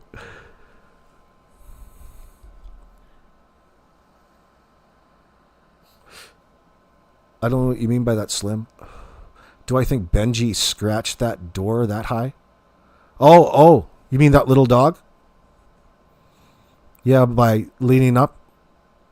Yeah, I see what you're saying.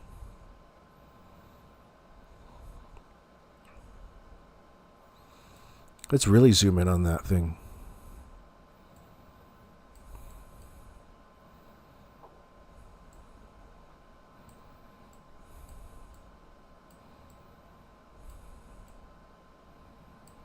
Those are probably the kid's fingernails. Jesus Christ. You morbid son of a bitches.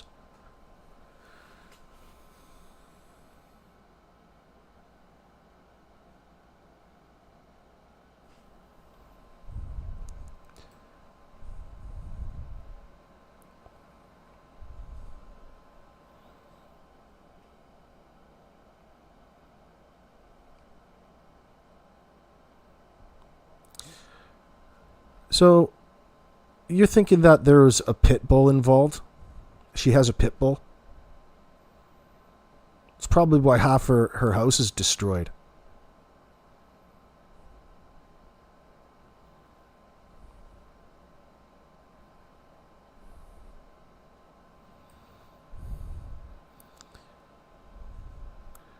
Vivian, is she saying that she was concerned about the appearance of the driveway? She was filling the holes, LOL? Yeah, she was leveling the ground for a pool now. It's changed. Yeah, and she's concerned about things. Working late at night. Yeah. Sure you were. Sure you were.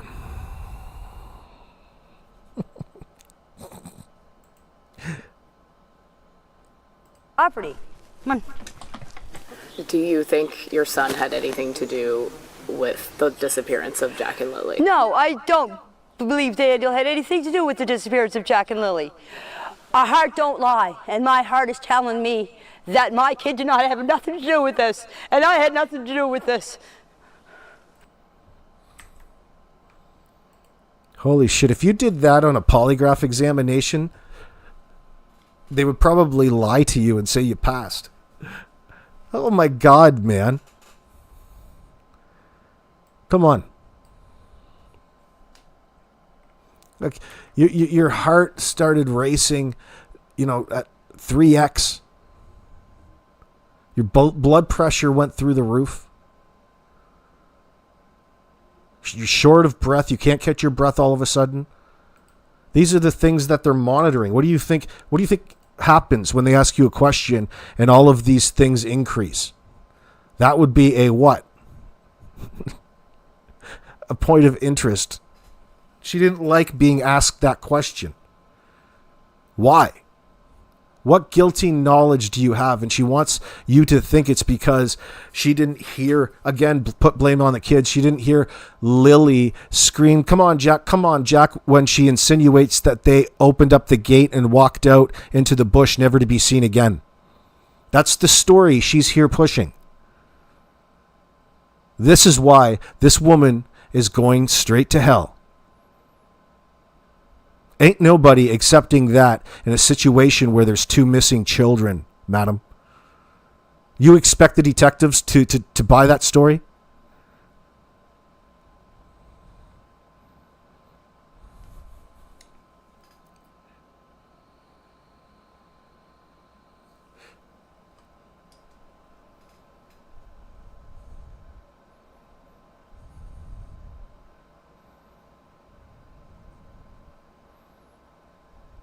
BC proud. This one isn't fixed up, honey.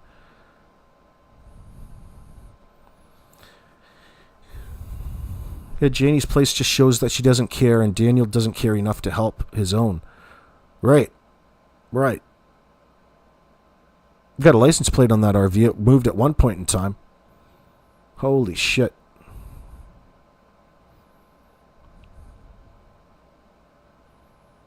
Danzo bullied by Janie, bullies Malaya's kids. Phoenix, you've got the pecking order. That's the correct order of operations here. Because it's old cranky Janie here that would have been adding so much anxiety to the stay that the kids had at that home. They shacked up out of necessity probably because she got knocked up by old Mr. Responsibility, Daniel, who was already cheating on his wife and kids from his previous relationship. So what was he going to do? Is that getting into your head there, Janie?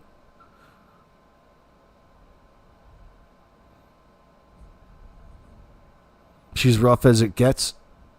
She's rough as guts, Miss K. Miss K, are you in Australia?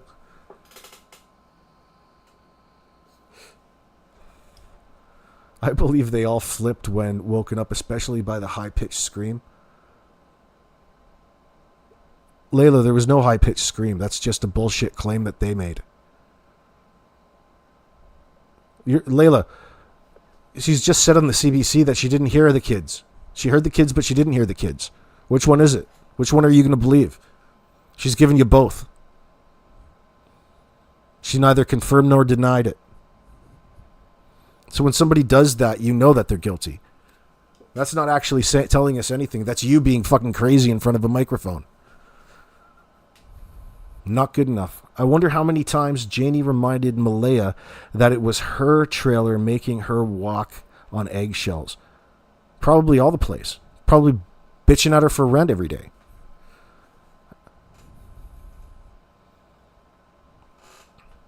Old Jannie claims that she loves to sleep the day away in that old nasty camper. It's got to get pretty shitty in there. A little stuffy in here, if you know what I mean.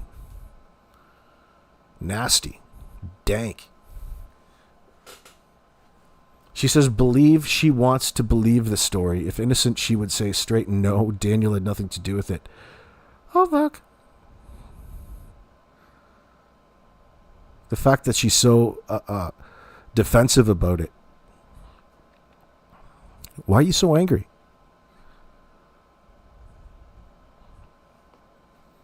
How many times did you put hands on those kids?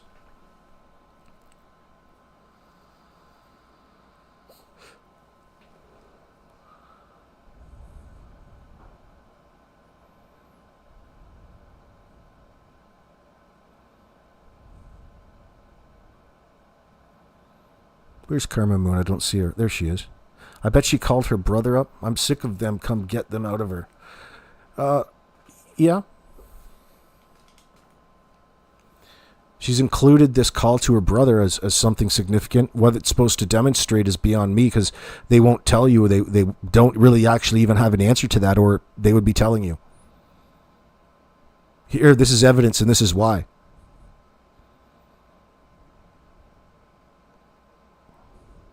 Oh, look. Here's some more evidence I found. Oh. God, comedy of errors with these people. She is an absolute liar, Miss K.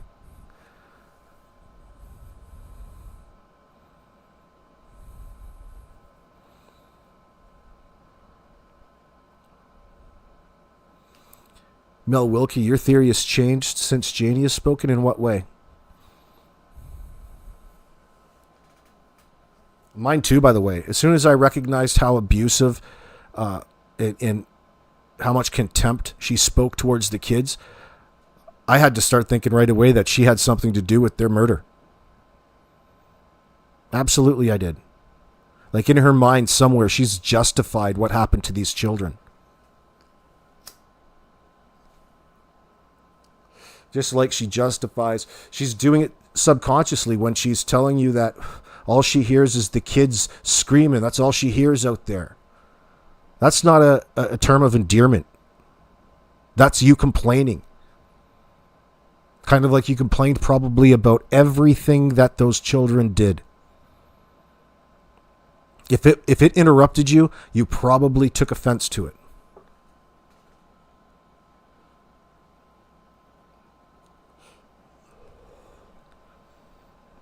Yeah, Chris says, imagine all the stress they have all put themselves under to maintain their lives. Oh yeah, and it's going to be just perfect, nice to manipulate, play with that a little bit, because you know that they're lying. They can't. They're all over social media. So getting in their head is a no-brainer. It's so easy. Oh, old Jannie McKenzie laying in that nasty old RV, stinking it up, this disgusting fat body. Not that fat's bad. Some of it's okay in the right areas. Just sitting, stinking up that RV. What a waste of fucking skin. Thinking about the next fucking lie she can tell. Wonder what you're going to say on your next cameo on the CBC. Wonder what you're paying attention to. I wonder what really bothers Jannie now. It was this sound that the rolling doors made, apparently. See, she's looking for things. She's looking at people's, comments, complete strangers. Why? Why put yourself through that in a traumatic situation like this? You don't need to. But you do, because you've got something to hide. And you're wondering if they're onto you yet. How far behind they are of you. What you have to do at your next turn, how exactly you're going to play this out, what your next step is in fabricating the narrative. Because everything has an answer with these people, right? Oh, Jesus. Even those 2 black eyes on the kids. Nope. Not for this guy. There's 2 kids missing. And all kinds of people, including the school, are already way ahead of the game with these pictures of Jack with black eyes, marks all over him for a long period of time. You must not like to follow the rules in that sense.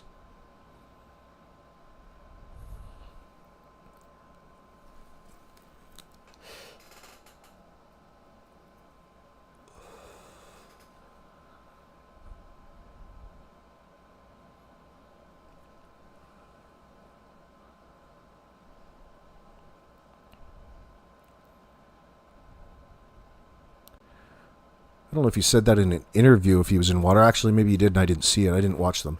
But I saw his post. I saw his messages talking about him to the extent that he was searching. Oh, I was just searching so hard. Rivers, bushes. I could have killed myself. I could have impaled myself. I was searching so hard. Is that what you did with the kids?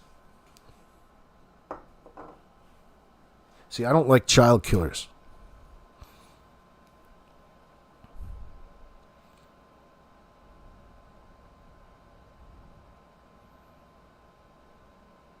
I think Malaya knows just exactly how much of a monster Daniel can be.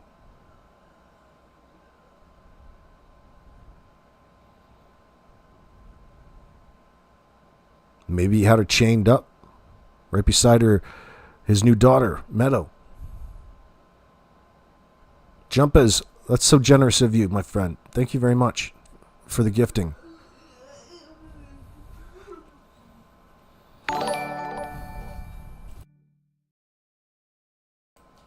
Why would you be in waist-deep water searching?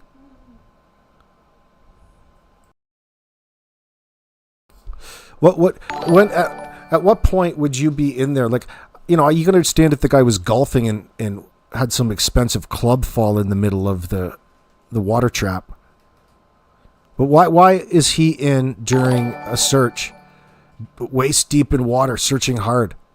If not to, you know, try to alter his scent somewhat, or really add to the effect of it all. We should start calling him Prime Time Daniel, or Hollywood.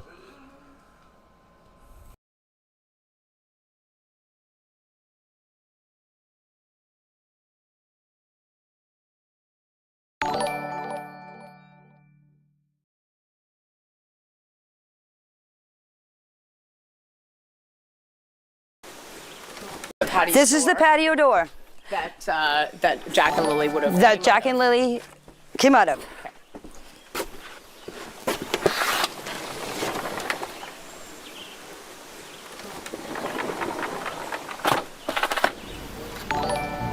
So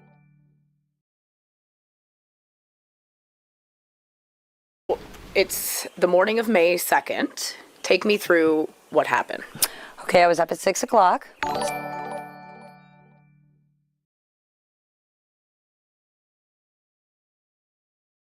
Sat in there and had my tea.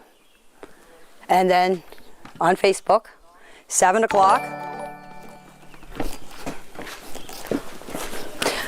I get up. You know what Jannie probably does? Jannie's probably a catfish on Facebook. She's like a romance scammer. She's trying to hook people up into this, you know, romance scam on Facebook. Like, what? Maybe you should get out and do something more productive. That's very... thank you very much, BC Proud. I appreciate the gifting of the membership, darling. Thank you very much. Come over here. Fed my chickens. My brother, Ron, called me at 8:48 and asked me if I wanted to go to town with him. And I said no. I said I'm staying home. I said I'm going back to bed.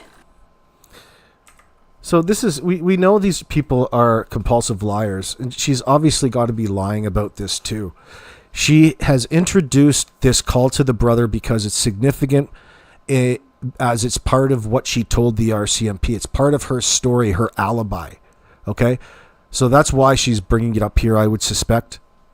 I don't believe, and nor do the detectives, I would imagine, that that's what the situation was. Okay? All of this already happened. The kids are already done and gone, and they're just waiting to call the RCMP. AB, there's no filter known to man that would allow that to catfish scam. Listen, man. Listen, I bet you she does. I bet you she sits in there and scours Facebook and tries to fucking scam people on Facebook. Romance, whatever it is. What else is she going to do? She's up to something. I mean, I want to know the details. Like, she's a fucking liar. There's a reason. And she's probably hiding a different type of lifestyle in that sense as well. Like, this is an evil bitch here. This is a supervillain. A child-killing supervillain.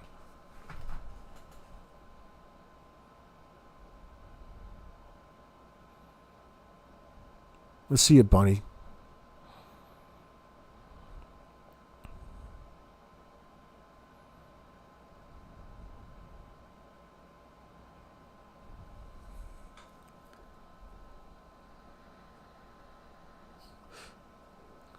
Yeah, he was never looking for the kids. They weren't looking for the kids.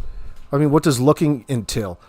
Looking isn't running around, running up and down and covering as much distance as you can.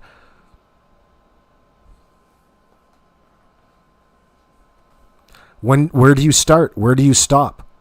It doesn't make sense, because it doesn't make any sense in the story, because the kids just decided to up and walk out, and it's like, oh, it's so normal of a thing. They were in and out of sleep. They called the kids in sick, but don't detail what was going on with the kids. So obviously they were up and doing something previous, and I have a hard time believing that you were in and out of sleep from 4 till 10:30 until you really called the cops. And you guys called the cops on yourselves without any really strong indicator or verification that the kids were even missing, just that you can't find them. So at what point did they become missing? And they continued to keep screwing up their tents. What else? Jannie especially really ruined everything, because these idiots spent so long embellishing this bullshit narrative story that, one, Jannie couldn't keep straight. It's got out. You can't put these things back in the bottle, you fools. Okay? You made the mistake. You can't have a mulligan.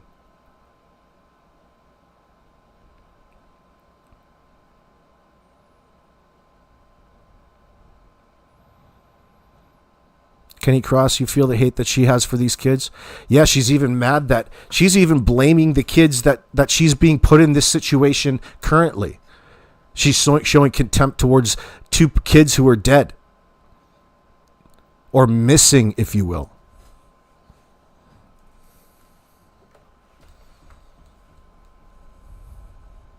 It's people like Jannie who would find blame and put blame on them regardless, because it's just what she does. She's not even grounded in the situation at hand with the story that she wants everybody to believe. Didn't spend any time focused on that, did you?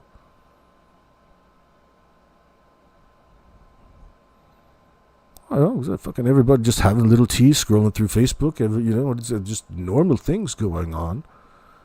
Is that right? Were you whistling at the same time? Were you looking innocent? Like you do. Jannie admitted she never liked Malaya, so she hated her kids too and resented all 3, in your opinion. Well, you're right on the money, I would expect. I would think that there's a lot of resentment there by the looks of the place. You can get a good sense of their mental health by the state of the place at that point in time. Something was going on, to the point that people were mistaking it for having a heavy drug habit, being a trap house. So what's affecting you that much? Or is it just the way you are? Setting the narrative, that's what they've been trying to do. Slim, yep. What the strongest indicator is at this time is Janie's words, Daniel's words. They don't make any sort of logical sense in relation to the questions that they're asked as to why you don't think that you're a suspect, the fact that you want the world to know that you passed a polygraph examination in this circumstance. That says way more about you and your culpability than taking the test to begin with, fool. You have, as an innocent person, you have other things to worry about in your life. Should be missing children, especially the kids that were just in your residence, whether they're your kids or not. You're going to be the prime suspect. You can't even take that. That just goes without saying.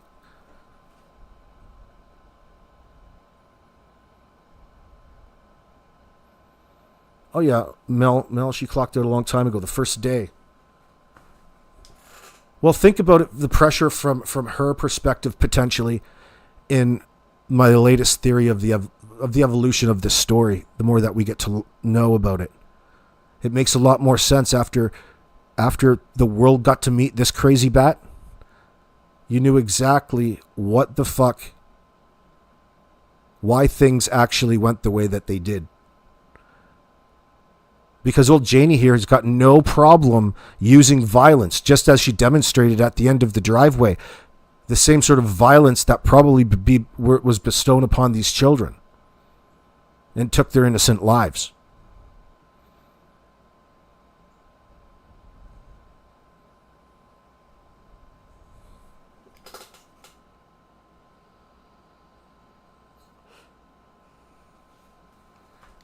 Locked and Loaded says, I think Jack was messing with her animals was a huge issue, and Lilly was a witness.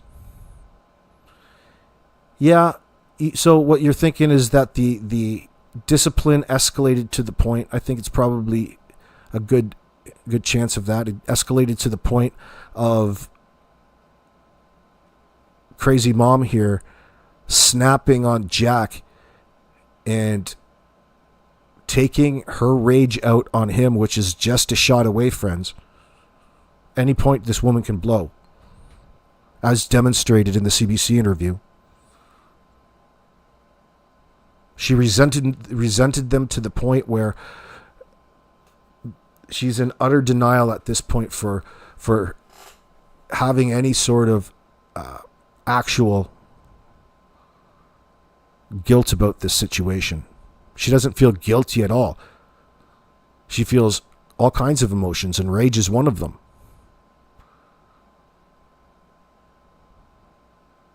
But it's human nature in that sense to want to deny and lie in their situation. I think it's in self-preservation mode. It's a part of the reason, but there's more to it. It's more to it.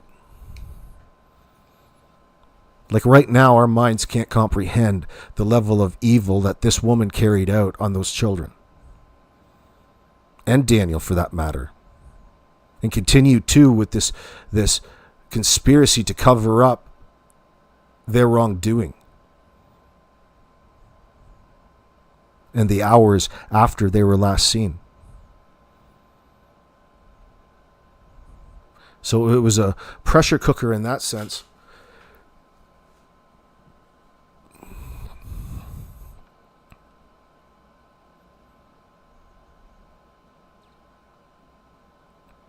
That or the chickens got out and dogs attacked. Jack could have gotten in the middle. True. What about Lilly? It's hard to think about any sort of I mean, a pit bull attack I can understand, but there's no real way to hide what you would think a pit bull does in a situation like this. There would be too much trace evidence around. Like, it would be messy. Jen R., thank you so much, darling. That's very generous of you. Thank you for the super sticker, darling. Mwah. I think the most likely common denominator is the fact that there was violence involved. And especially with, well, it's just goes with the territory. I don't have to over-explain that part. I'm just trying to be careful for the algorithm. Trigger warning. We may be talking about morbid scenarios. When Logan said Malaya was all about the baby, meadow, I said that sounds like something an interfering mother-in-law who wants to take over would say. They've been after Meadow.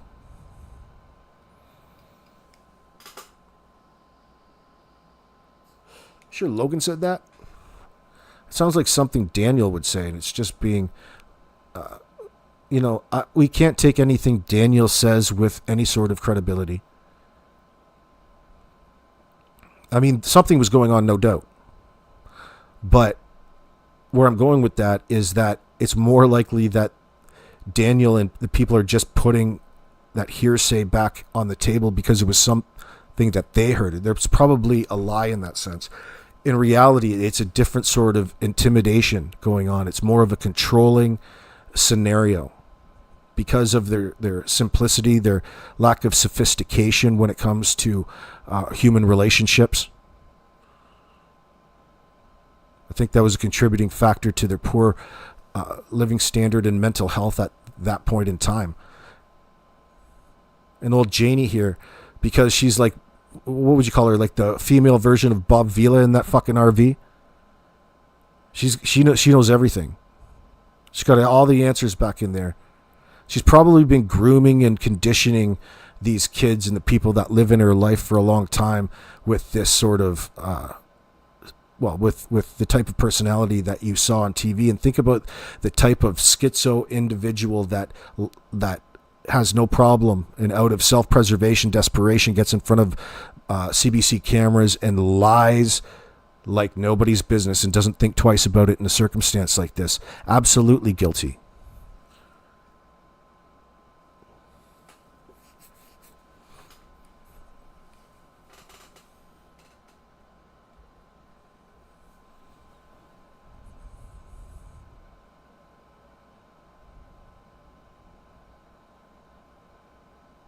Yeah, Eliza knew. That was Logan too.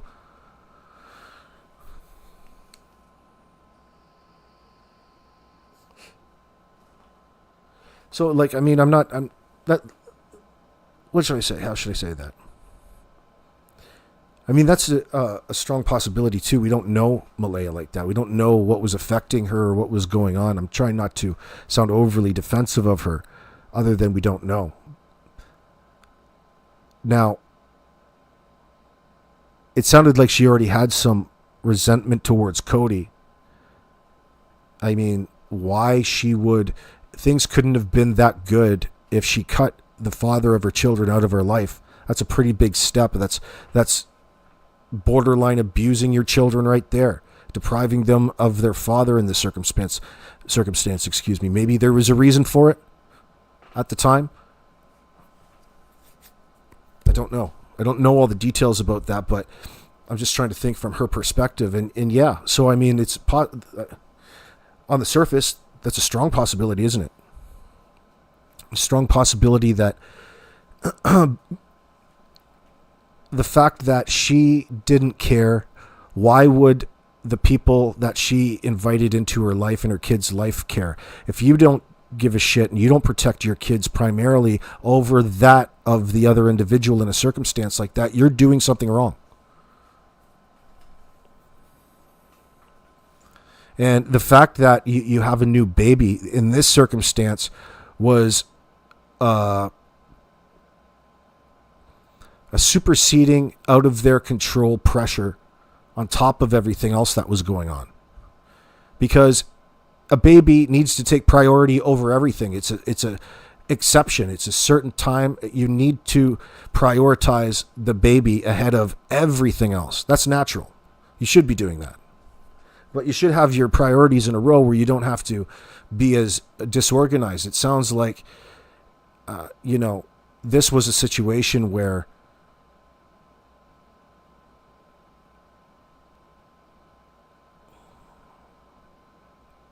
they're not exactly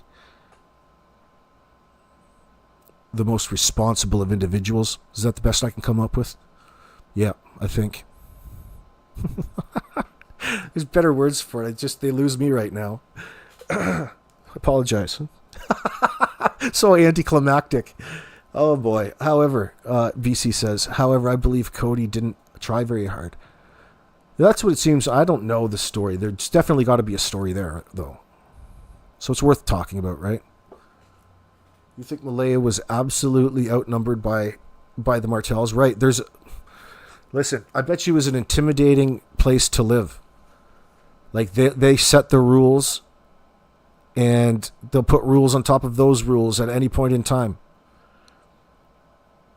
Probably pushed Malaya around and her kids in that circumstance. Janie's a hands-on type of woman. She had no problem going after some woman she just met that was there to help in the beginning, help a victimized family. And what does the person do? That's something a guilty person would do, dude. You don't need anybody there. Get the fuck out of here. You're interfering. You're interfering in family business in this circumstance. She's telling Daniel he's the protector. Oh my God, what a weirdo. What did she do? She attacked, what's her name? Malaya's friend at the end of the driveway, May 2nd, the day of the search that they were looking. The day of, the first day, they reported the kids missing at the end of the driveway.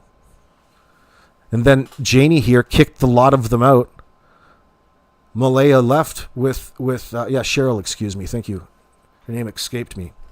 Yeah, she went after Cheryl. She physically attacked Cheryl on that particular day. Same day that she gave the cops a hard time. She wanted to deny them entry to her trailer to search for the kids. The damage has already been done. You can't go back on it or provide a reasonable excuse at this point in time. You want to stalk. What they're trying to do is convince you into believing that there's some sort of reasonable doubt with all of this scenario. They're introducing all that reasonable doubt on a constant basis with bullshit lines, as well as self-preservation, promotion, all kinds of other weird, sick reasons, because they're consumed with MK Ultra technology. And they're getting fucked around. You can see this. But why wouldn't he at least come out and stand beside his mom as she's hurting? Right, Shauna, in a legitimate scenario? Right. Well, there's a reason he's not around.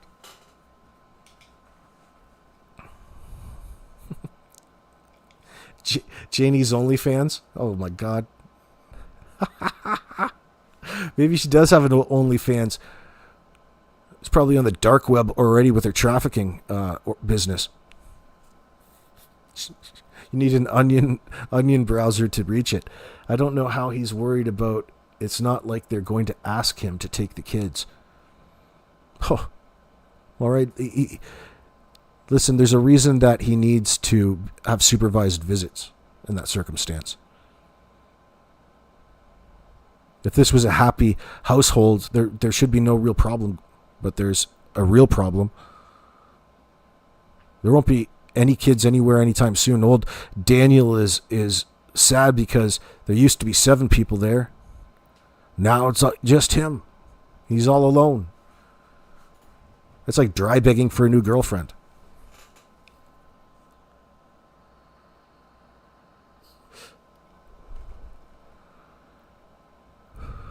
Yeah, she was. No, you're misunderstanding Kylie Madden. We're talking about the first day right before Malaya left. That's what we're talking about. When Janie attacked Cheryl.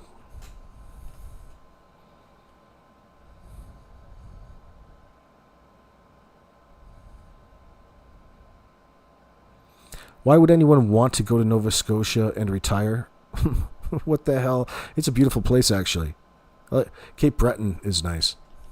Depends what you like, though, right? Everybody's different.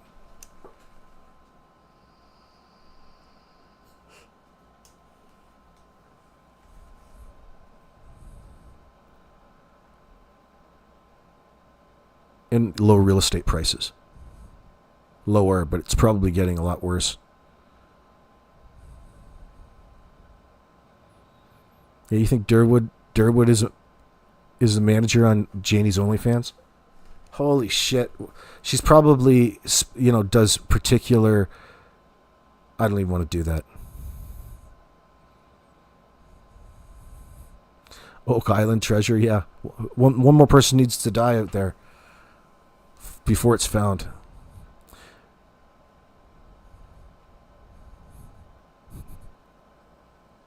Janie was fighting for Meadow? Mel, what are you talking about? In my opinion, why Meadow's things were in Logan's car. That's why Janie was fighting for Meadow, in my opinion. That's why Meadow's things were in Logan's car. I don't know about that, Mel. Mel, I don't know about that. Janie's not fighting for any children. There's no way Janie is able to care for any children in that 35-foot fucking RV with a temper like that, okay? Right? And let's be perfectly clear. I don't think she's exactly looking forward to being a grandmother, mother, any fucking thing. She's probably walking around there telling them every day, whatever goes on in your place is your business. Your business. I don't know. She's always telling them all of this stuff. But in reality, she's listening to everything that goes on and trying to manipulate the situation in there.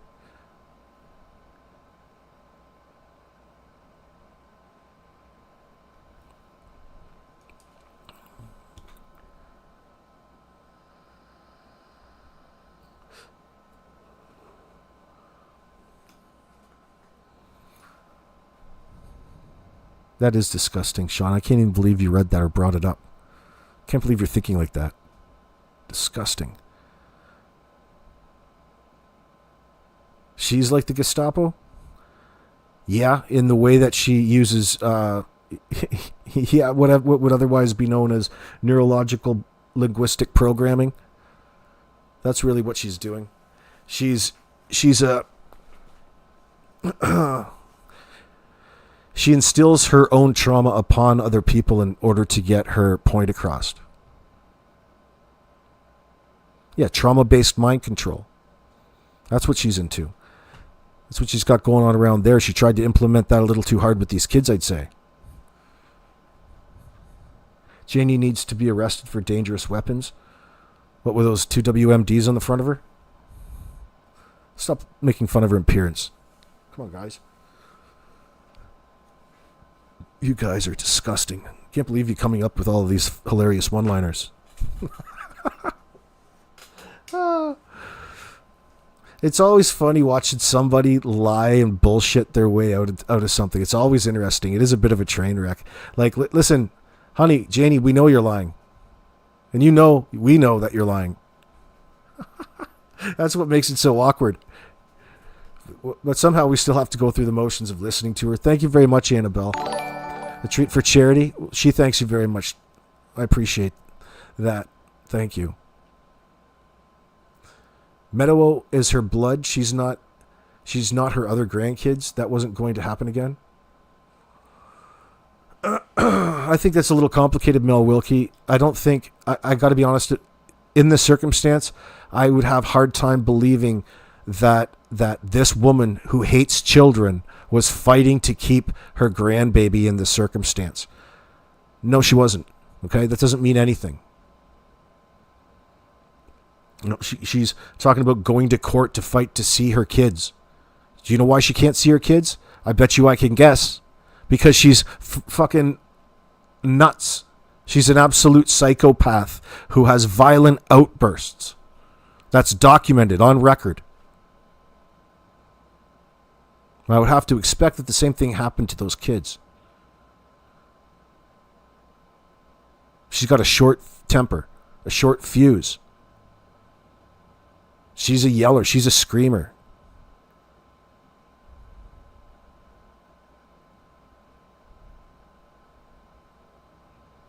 Oh, you're saying that Meadow and Daniel's care would bring money in? Yeah, but it's impossible for them to keep him in that circumstance. I see what you're saying, Mel. I see what you're saying. Yeah, fighting for her just to keep the paycheck rolling in because you need those child benefits. The diaper benefit.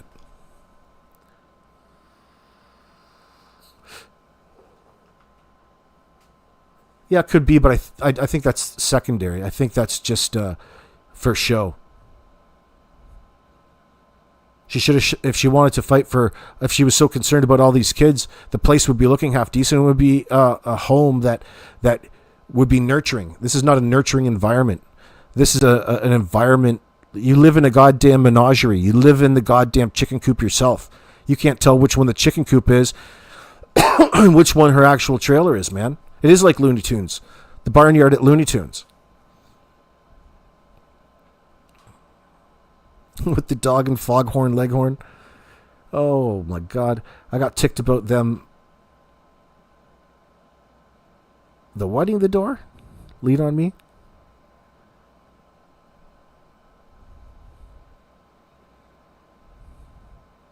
I'm surprised she can't even have supervised visits. It must be really something. Well, I think it probably is. Like, I mean, here's a situation where the parents don't really want to answer questions. They want to give you this story that isn't tangible with the actual scenario on the ground. You know, they're taking the opportunity to answer their questions in a way that makes no sense. And you pull that shit, it's, you know, you're not getting your kids back. You're choosing your own hiney over the kids. Not choosing your own hiney was probably well set in stone. That was the reason for killing the second kid, probably. They didn't plan on getting caught in the circumstance. So what the frick really happened? Are they sadists? How long did they torture these poor children before they murdered them?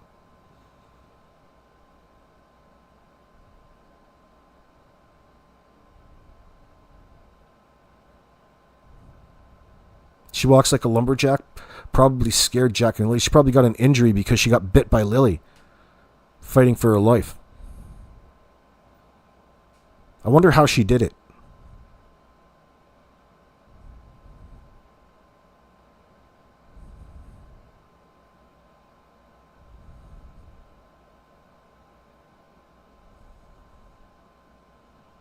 She walks like a rooster, Kylie. She does have a funny cadence. I think it's probably her back giving her problems. Probably from killing too many kids. Doesn't really matter though, because there's not a whole lot of place to move around in a prison. She would have drugged them in your opinion. Women usually use poison. Maybe in a historical sense, in medieval times. But this one has no problem with using her hands. I believe that she did transfer the bodies post-mortem.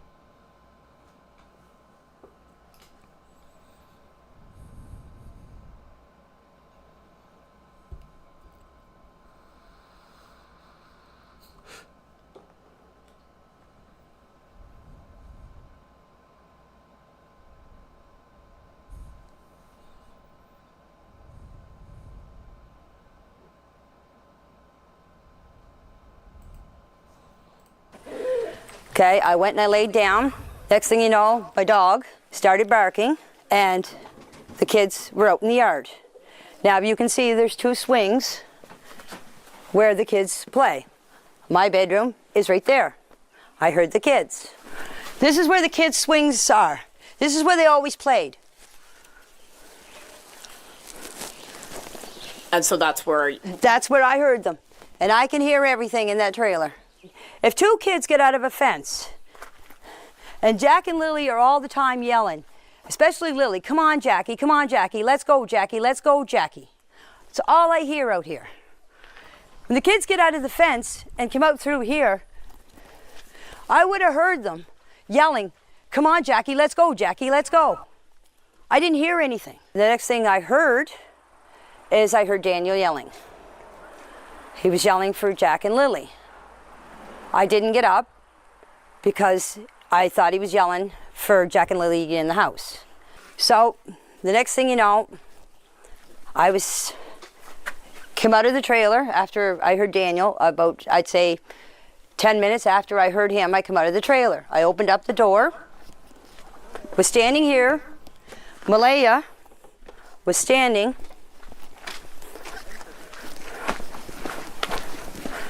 right here. Is that fool at the end of the driveway? Is it Daniel at the end of the driveway? You can tell this is such garbage. You're making this up, honey. How many times are you going to say 20 minutes now? You really want to set this false timeline. Nobody believes this crap. This is utter nonsense. You introduced a dog. You talked about yelling 3 different ways. You want to say you can't really put a time to anything, but then all of a sudden you remember 20 minutes later, exactly 20 minutes later. Now, see, honey, this is bullshit. And I'll tell you, if it was that important, you would have been doing this day one, not in July. 2 months after the fact. Ain't nobody out here has confused anything. All of a sudden they want to come out with all of the information, then spin back and say everybody's confusing the information that we came forward with, or not even acknowledge it in the first place. Everybody isn't speculating for no reason. They're basing their opinions off of just how suspect they find your stories in the circumstance, and rightfully so. And why the RCMP don't have you locked up right now is beyond me.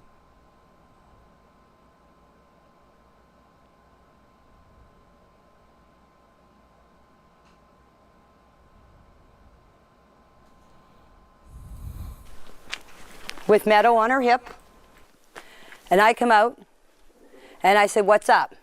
She said, "Jack and Lily are missing." I said, "How long?" She said, "About 20 minutes." I closed the door, got my boots on, came out here, ran up in the woods. Just right up here. The kids have a little fort that they made out of sticks and fir branches, and that's where they go. You can see them and hear them. We went for walks in the woods. I had to practically carry Jack through the woods because there was no way that he was walking through all that tree falls and bushes. I did this whole area. There's an old road up back. When I got up to the top of the hill, I met Daniel. And I said to him, I said, "Did you find them?" He said, "No." He said, "You coming with me?" I said, "No." I said, "I'm going to search this area." Because when she told me the kids were missing, you automatically think they went into the woods.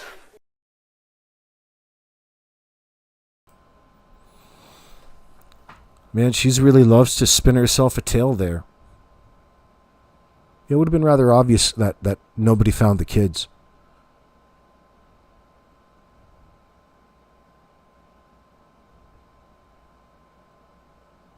The way that she volunteers this information is just so suspect.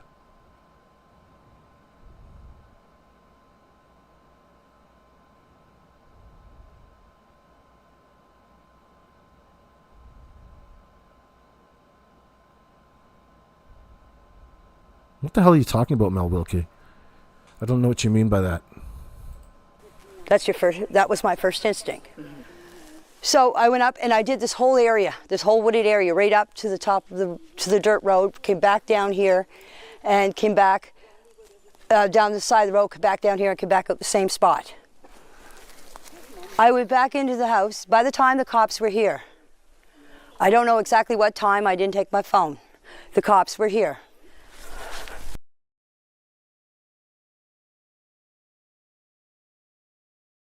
So there she says, "I don't know, I didn't take my phone." Don't you think it would be wise to take your phone with you, like your communication device, so you could easily communicate in an emergency situation with one another?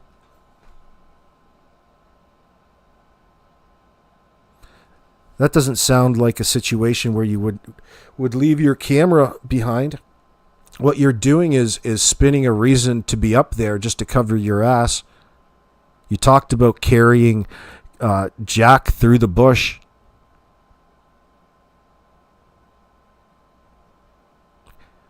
Then you said you didn't take your phone. So I really don't know how long I was gone. Let's focus on that time for a little bit, shall we? How can we prove that?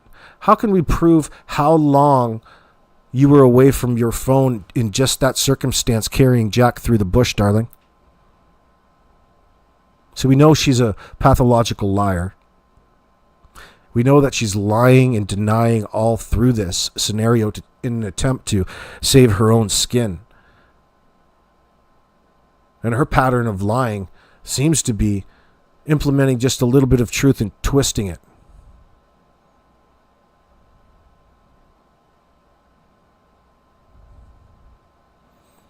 Margaret Johnson, welcome. When I go back and remember, the neighbor said, I didn't know that kids even lived there. Always vehicles there. I believe them now. I wonder what sort of shit they're operating there. Are they selling the kids out?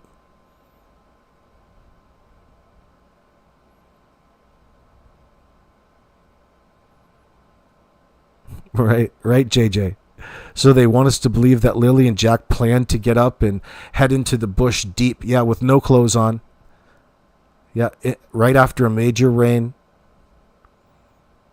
They don't say anything. They say two different things. The one thing's for sure, it's not a straightforward, concise story. Not one of them really want to talk about that day in any sort of meaningful way. And you can see the whole purpose of this is that Janie's just a hermit. She wants to be left alone. She just didn't kill Jackie and Lily. She wants everybody to remember that. Who brought that up? She did. Why would you bring that up, I wonder? Something bothering you? Attacks people during a missing children. Right. A missing child event that they called in, right? She doesn't want any randoms coming in and fucking mucking things up. She's a psycho granny, all right.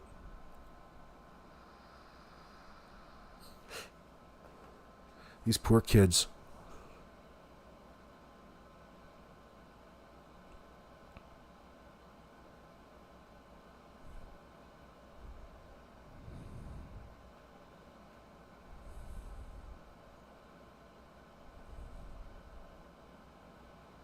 Well, Lily, Jack couldn't go into the woods because his legs weren't moving. She had to carry him. So she's acknowledging carrying Jack through the woods. Dead or alive? Do we really believe her? Absolutely not. Friends, I'm going to get off here and come back tomorrow morning. It's 9 p.m. Eastern. We'll pick up where we left off. I appreciate you sticking it out this late, and thank you very much for the super stickers and super chats, my friends. It's very generous of you. We'll pray for Jack and Lily and pray for justice in the circumstance. Pray to the good Lord that the RCMP get off their heinies and get a goddarn arrest right here. How is it that you don't have the caregivers of Jack and Lily arrested by now for obstructing justice? Good day to you.